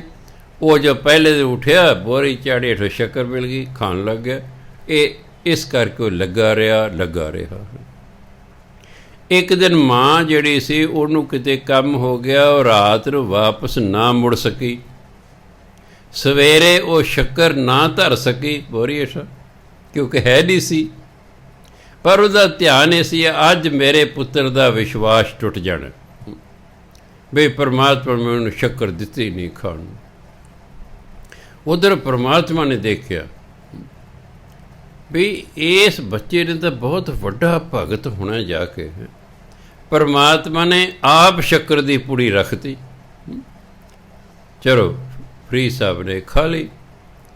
ਜਦੋਂ ਮਾਂ ਆਈ ਦਿਨੇ, ਬਾਬਾ ਫਰੀਦ ਜੀ ਕਹਿੰਦੇ, ਅੰਮਾ ਮਾਂ ਜੋ ਵੀ ਕਹਿੰਦੇ, ਅੱਜ ਕਦੇ ਸ਼ੱਕਰ ਬੜੀ ਸਵਾਦ ਸੀ, ਇਹੋ ਜਿਹੀ ਮੈਂ ਕਦੇ ਨਹੀਂ ਖਾਧੀ। ਅਤੇ ਮਾਂ ਦੀ ਅੱਖਾਂ 'ਚ ਹੰਝੂ ਆ ਗਏ, ਹੇ ਅੱਲਾਹ ਤਾਲਾ ਤੇਰੀ ਕਿੰਨੀ ਕਿਰਪਾ ਹੈ, ਤੂੰ ਸ਼ੱਕਰ ਰੱਖਤੀ ਹੈ। ਬੱਚੇ ਦਾ ਵਿਸ਼ਵਾਸ ਨਹੀਂ ਟੁੱਟਣ ਦਿੱਤਾ। ਇਸ ਲਈ ਥੋੜ੍ਹੇ ਲਾਲਚ ਦੇਖ ਵੀ ਬੱਚੇ ਨੂੰ ਇਸ ਪਾਸੇ ਲਾਉਣਾ ਪਵੇ, ਲਾ ਲੈਣਾ, ਬਹੁਤ ਵੱਡਾ ਪੁੰਨ ਹੁੰਦਾ। ਬਾਣੀ ਕਹਿੰਦੇ ਧਰਮ ਨਾਲ ਜੋੜਨਾ ਸਭ ਤੋਂ ਵੱਡਾ ਪੁੰਨ ਹੈ, ਧਰਮ ਨਾਲੋਂ ਤੋੜਨਾ ਸਭ ਤੋਂ ਵੱਡਾ ਪਾਪ ਹੈ। ਜਿਹੜਾ ਤੁਹਾਨੂੰ ਧਰਮ ਨਾਲ ਤੋੜਦਾ ਉਹਨੂੰ ਉੱਥੇ ਦੂਹਰੀ ਸਜ਼ਾ ਮਿਲਦੀ ਹੈ। ਸਾਨੂੰ ਧਰਮ ਨਾਲ ਕੌਣ ਤੋੜੇ, ਜੋ ਆਪ ਨਾਸਤਕ ਹੈ। ਇੱਕ ਤਾਂ ਉਹਨੂੰ ਨਾਸਤਕ ਹੋਣ ਦੀ ਸਜ਼ਾ ਮਿਲੇਗੀ, ਦੂਸਰਾ ਤੂੰ ਲੋਕਾਂ ਨੂੰ ਹਟਾਇਆ ਨਾਮ ਜਪਣੋਂ, ਉਹਨੂੰ ਦੂਹਰੀ ਸਜ਼ਾ ਮਿਲਦੀ। ਜੇ ਤੁਸੀਂ ਆਪ ਨਾਮ ਜਪਦੇ ਹੋ ਤੇ ਕਿਸੇ ਨਾ ਕਿਸੇ ਨਾਮ ਜਪਣ ਤੇ ਲਾਤ ਹੈ, ਤੁਹਾਨੂੰ ਦੂਰਾ ਇਨਾਮ ਮਿਲਣਾ ਹੈ ਕਿ ਤੁਸੀਂ ਆਪ ਵੀ ਜਪਿਆ ਤੇ ਦੂਸਰੇ ਨੂੰ ਜਪਣ ਤੇ ਲਾਇਆ। ਇਸ ਲਈ ਆਪਣੇ ਪਰਿਵਾਰ ਦੇ ਜੀਆਂ ਨੂੰ ਜ਼ਰੂਰ ਸਿਖਾਈਦਾ ਹੁੰਦਾ। ਹਾਂ, ਦੋਹੀਂ ਸਰਾਈ ਖੁਨਾਮੀ ਕਹਾਏ। ਜਿਹੜਾ ਧਰਮ ਛਡਾ ਕੇ ਸੰਸਾਰ ਵਾਲੇ ਪਾਸੇ ਕਿਸੇ ਨੂੰ ਲੰਦਾ, ਦੋਹੀਂ ਸਰਾਈ ਲੋਕ ਪਰਲੋਕ 'ਚ ਖੁਨਾਮੀ ਦਾ ਪਾਪੀ ਕਹਿਲਾਉਂਦਾ। ਸੁਣ, ਪਾਪੀ ਕਿਹਾ ਜਾਂਦਾ। ਸੋ ਇਸ ਲਈ ਆਪ ਵੀ ਭਜਨ ਬੰਦਗੀ ਕਰਨੀ ਹੈ, ਆਪਣੇ ਘਰ ਤੋਂ ਘਰ ਆਪਣੇ ਬੱਚਿਆਂ ਨੂੰ ਜ਼ਰੂਰ ਇਸ ਪਾਸੇ ਲਾਉਣਾ। ਹੌਲੀ ਜਦੋਂ ਉਹਦਾ ਫਿਰ ਇੰਟਰਸਟ ਪੈਦਾ ਹੋ ਜਾਏਗਾ, ਉਹ ਆਪੇ ਲੱਗਾ ਰਹੇਗਾ। ਜਿਵੇਂ ਤੁਸੀਂ ਦੇਖਿਆ ਹੁਣ, ਇਹ ਜਿਹੜੇ ਨਸ਼ਈ ਨੇ, ਇਹ ਜਦੋਂ ਕਿਸੇ ਨੂੰ ਨਵਾਂ ਨਸ਼ੇ 'ਤੇ ਲਾਣਾ ਨਾ, ਆਪਣੇ ਕੋਲੋਂ ਉਹਨੂੰ ਨਸ਼ਾ ਦਿੰਦੇ ਨੇ। ਕਈ ਦਿਨ ਆਪਣੇ ਕੋਲੋਂ ਨੂੰ ਖਵਾਉਂਦੇ ਨੇ। ਜਦੋਂ ਨਸ਼ਈ ਹੋ ਜਾਂਦਾ, ਕਹਿੰਦੇ ਹੁਣ ਆਪੇ ਖਾ ਚਾ ਕਰਦੇ ਭਾਂਡੇ ਵਿੱਚ ਲਾਤਾ ਉਹਨੂੰ। ਉਹਨੇ ਚਲੋ ਭੈੜੇ ਪਾਸੇ ਲਾਇਆ, ਆਪਣਾ ਵੀ ਬਰਬਾਦ ਤੇ ਦੂਜੇ ਦਾ ਵੀ ਬਰਬਾਦ ਕਰ ਦਿੱਤਾ ਹੈ। ਫਿਰ ਜਦੋਂ ਆਦਤ ਪੈ ਜਾਂਦੀ ਨਸ਼ੇ ਦੀ, ਫਿਰ ਮੈਂ ਦੇਖਿਆ ਘਰ ਦੇ ਭਾਂਡੇ ਵੇਚਦੇ। ਇੱਕ ਮਾਂ ਆਉਂਦੀ ਹੁੰਦੀ ਹੈ ਅਰਦਾਸ ਕਰਾਉਣ 6-7 ਮਹੀਨੇ ਬਾਅਦ, ਮੇਰਾ ਬਾਬਾ ਜੀ ਮੇਰਾ ਪੁੱਤਰ ਕਦੋਂ ਮਰੇਗਾ? ਮੈਂ ਹੁਕਮ ਨਾ ਮੈਂ ਮਾਤਾ ਜੀ 31 ਦਸੰਬਰ ਤੱਕ ਤਾਂ ਮਰਦਾ ਨਹੀਂ ਹੈ, ਕਿ ਕੋਈ ਪਾਠ ਦੇ ਦਿਓ ਇਹ ਛੇਤੀ ਮਰ ਜਾਏ। ਮੈਂ ਮਾਤਾ ਜੀ ਮੇਰੇ ਕੋਲ ਐਸਾ ਕੋਈ ਪਾਠ ਨਹੀਂ, ਜਿੰਨੀ ਕਿਸ ਦੀ ਉਮਰ ਲਿਖੀ ਹੈ ਉਨੀ ਹੀ ਉਸਨੇ ਭੋਗਣੀ ਹੈ, ਮੈਂ ਘਟਾ ਵਧਾ ਨਹੀਂ ਸਕਦਾ, ਇਹ ਮੇਰਾ ਕੰਮ ਨਹੀਂ ਹੈ। ਭਾਵੇਂ ਮੈਨੂੰ ਸ਼ਕਤੀ ਮਿਲ ਵੀ ਜਾਵੇ ਤਾਂ ਵੀ ਗੁਰੂ ਮਹਾਰਾਜ ਨਾਰਾਜ਼ ਹੋਣਗੇ। ਆਪਣੇ ਬੱਚੇ ਨਾਲ ਨਾਰਾਜ਼ ਹੋਏ ਵੀ ਤੂੰ ਕੌਣ ਹੈ ਮਰੇ ਨੂੰ ਜਿਉਂਦੇ ਕਰਨ ਵਾਲਾ? ਹੁਣ ਗਾਂ ਮਰ ਗਈ ਸੀ ਬਾਬਾ ਗੁਰਦਿੱਤਾ ਜੀ ਕੋਲ, ਸ਼ਿਕਾਰ ਖੇਡਦੇ ਭੁਲੇਖੇ ਨਾਲ। ਉਹਨੇ ਕਿਹਾ ਵੀ ਓਹੋ, ਇਹ ਤਾਂ ਪੰਡਤ ਰਾਜੇ ਕੋਲੇ ਚਲੇ ਜਾਣਗੇ, ਇਹ ਤਾਂ ਸਿਆਪਾ ਖੜਾ ਹੋ ਜਾਊਗਾ। ਉਹਨਾਂ ਜਿਉਂਦੀ ਕਰਤੀ।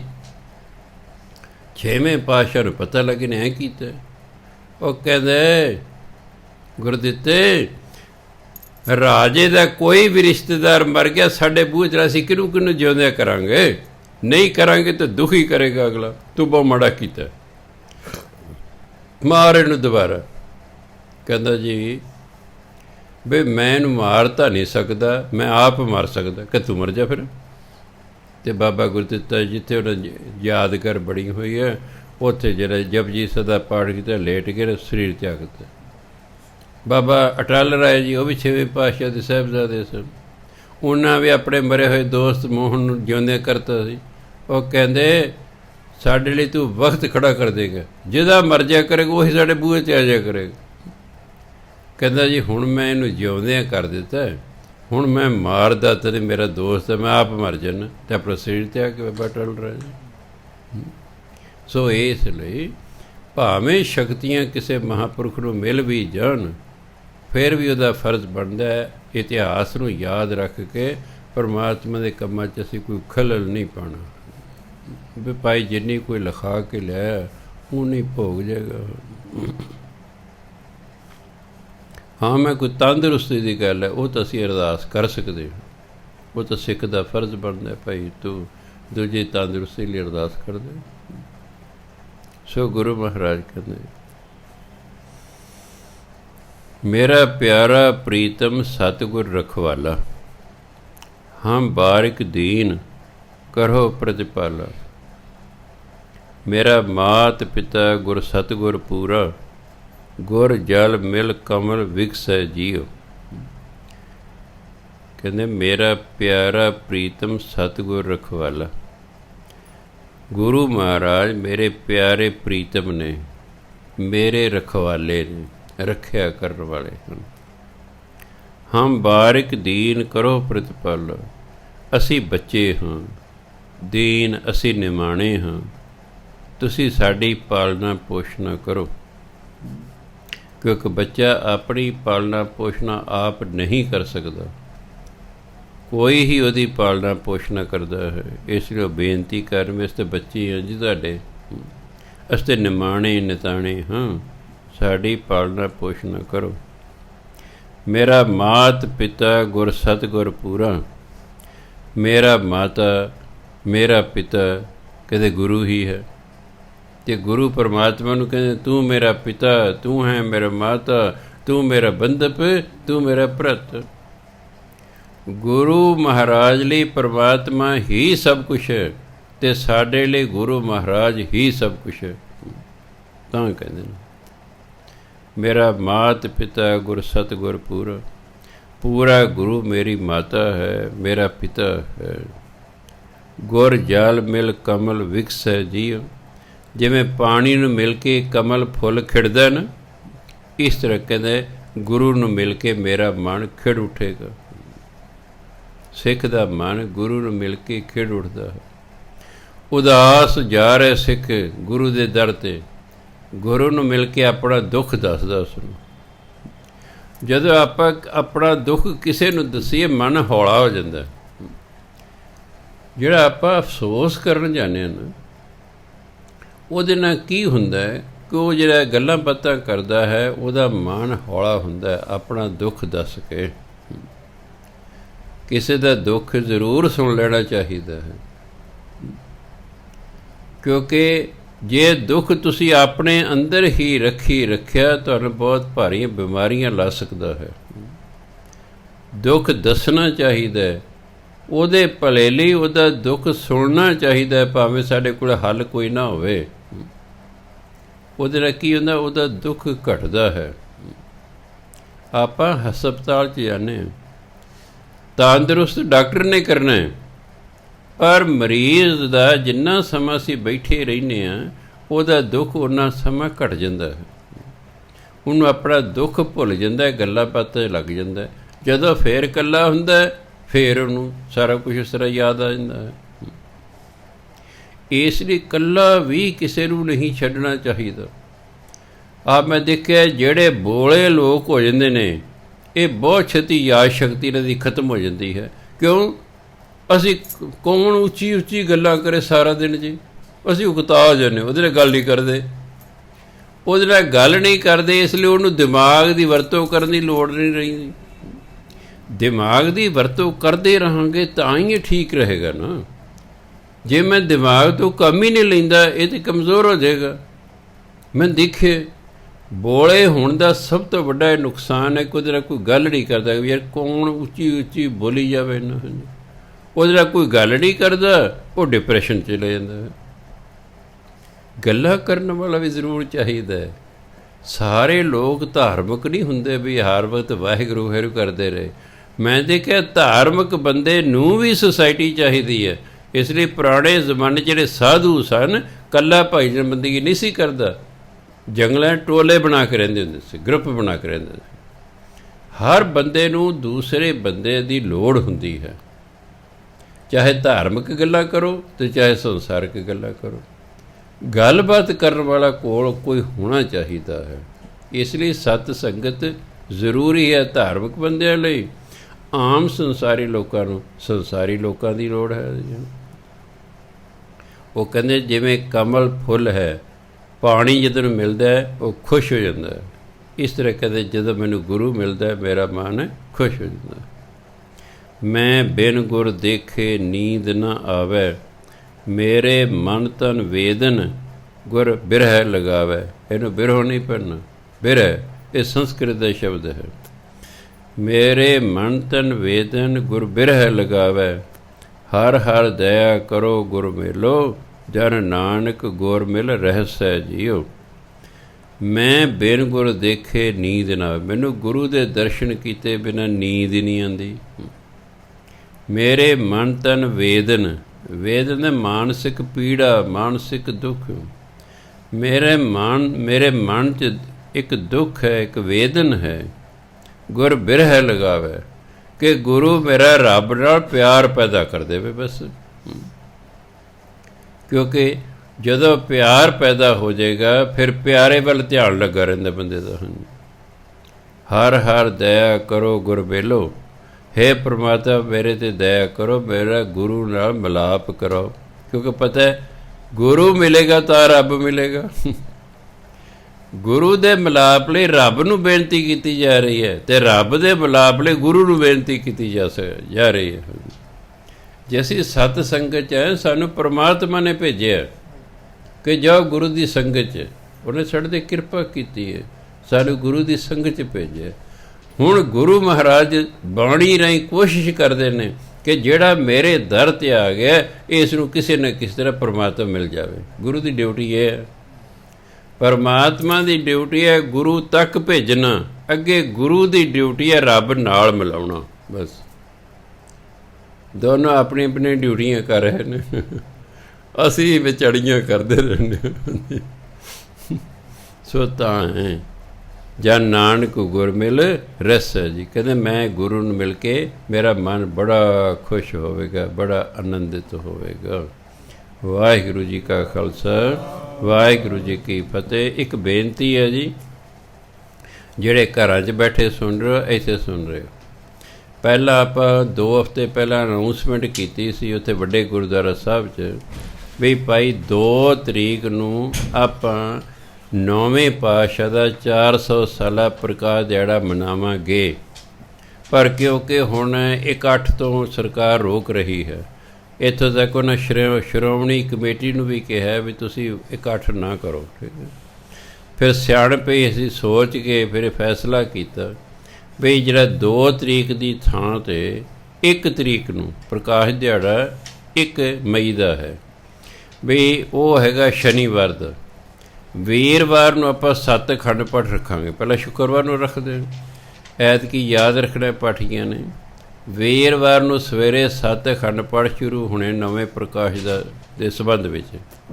ਸ਼ਨੀਵਾਰ ਨੂੰ ਸਵੇਰੇ 7:30 ਵਜੇ ਤੋਂ ਲੈ ਕੇ 8 ਵਜੇ ਤੱਕ ਭੋਗ ਪੈਣੇ ਅਖੰਡ ਪਾਠਾਂ ਦੇ। ਇੱਥੇ ਜਿਹੜੀ ਸੰਗਤ ਆਈ ਹੋਵੇਗੀ ਉਸ ਨੂੰ ਚਾਹ ਪਾਣੀ ਪਿਲਾ ਕੇ ਅਸੀਂ ਤੋਰ ਦੇਣਾ। ਵੱਡੇ ਗੁਰਦੁਆਰਾ ਸਾਹਿਬ ਦੇ ਵਿੱਚ ਪ੍ਰੋਗਰਾਮ ਨਹੀਂ ਹੋਣਾ, ਯਾਦ ਰੱਖਣਾ। ਅਖੰਡ ਪਾਠ ਜ਼ਰੂਰ ਹੋਣੇ ਨੇ, ਉਹ ਐਤਕੀ ਵੀਰਵਾਰ ਨੂੰ ਸ਼ੁਰੂ ਹੋਣੇ ਨੇ ਅਤੇ ਸ਼ਨੀਵਾਰ ਨੂੰ ਭੋਗ ਪੈਣੇ ਨੇ। ਆਪ ਜੀ ਨੇ ਵੀ ਯਾਦ ਰੱਖਣਾ, ਅਤੇ ਜਿਹੜਾ ਹੋਰ ਪਾਠੀ ਤੁਹਾਨੂੰ ਮਿਲੇ ਉਹਨੂੰ ਟੈਲੀਫੋਨ ਕਰ ਰਹੇ ਜੇ ਮਿਲ ਕੇ ਦੱਸਦੇ ਨੇ ਕਿ ਭਾਈ ਵੀਰਵਾਰ ਨੂੰ ਅਖੰਡ ਪਾਠ ਸ਼ੁਰੂ ਹੋਣੇ ਨੇ, ਸ਼ਨੀਵਾਰ ਨੂੰ ਭੋਗ ਪੈਣੇ ਹਨ। ਆਪਣੀ ਆਪਣੀ ਡਿਊਟੀਆਂ 'ਤੇ ਪਹੁੰਚਣ ਦੀ ਕਿਰਪਾਲਤਾ ਕਰਨੀ। ਵਾਹਿਗੁਰੂ ਜੀ ਕਾ ਖਾਲਸਾ, ਵਾਹਿਗੁਰੂ ਜੀ ਕੀ ਫਤਿਹ।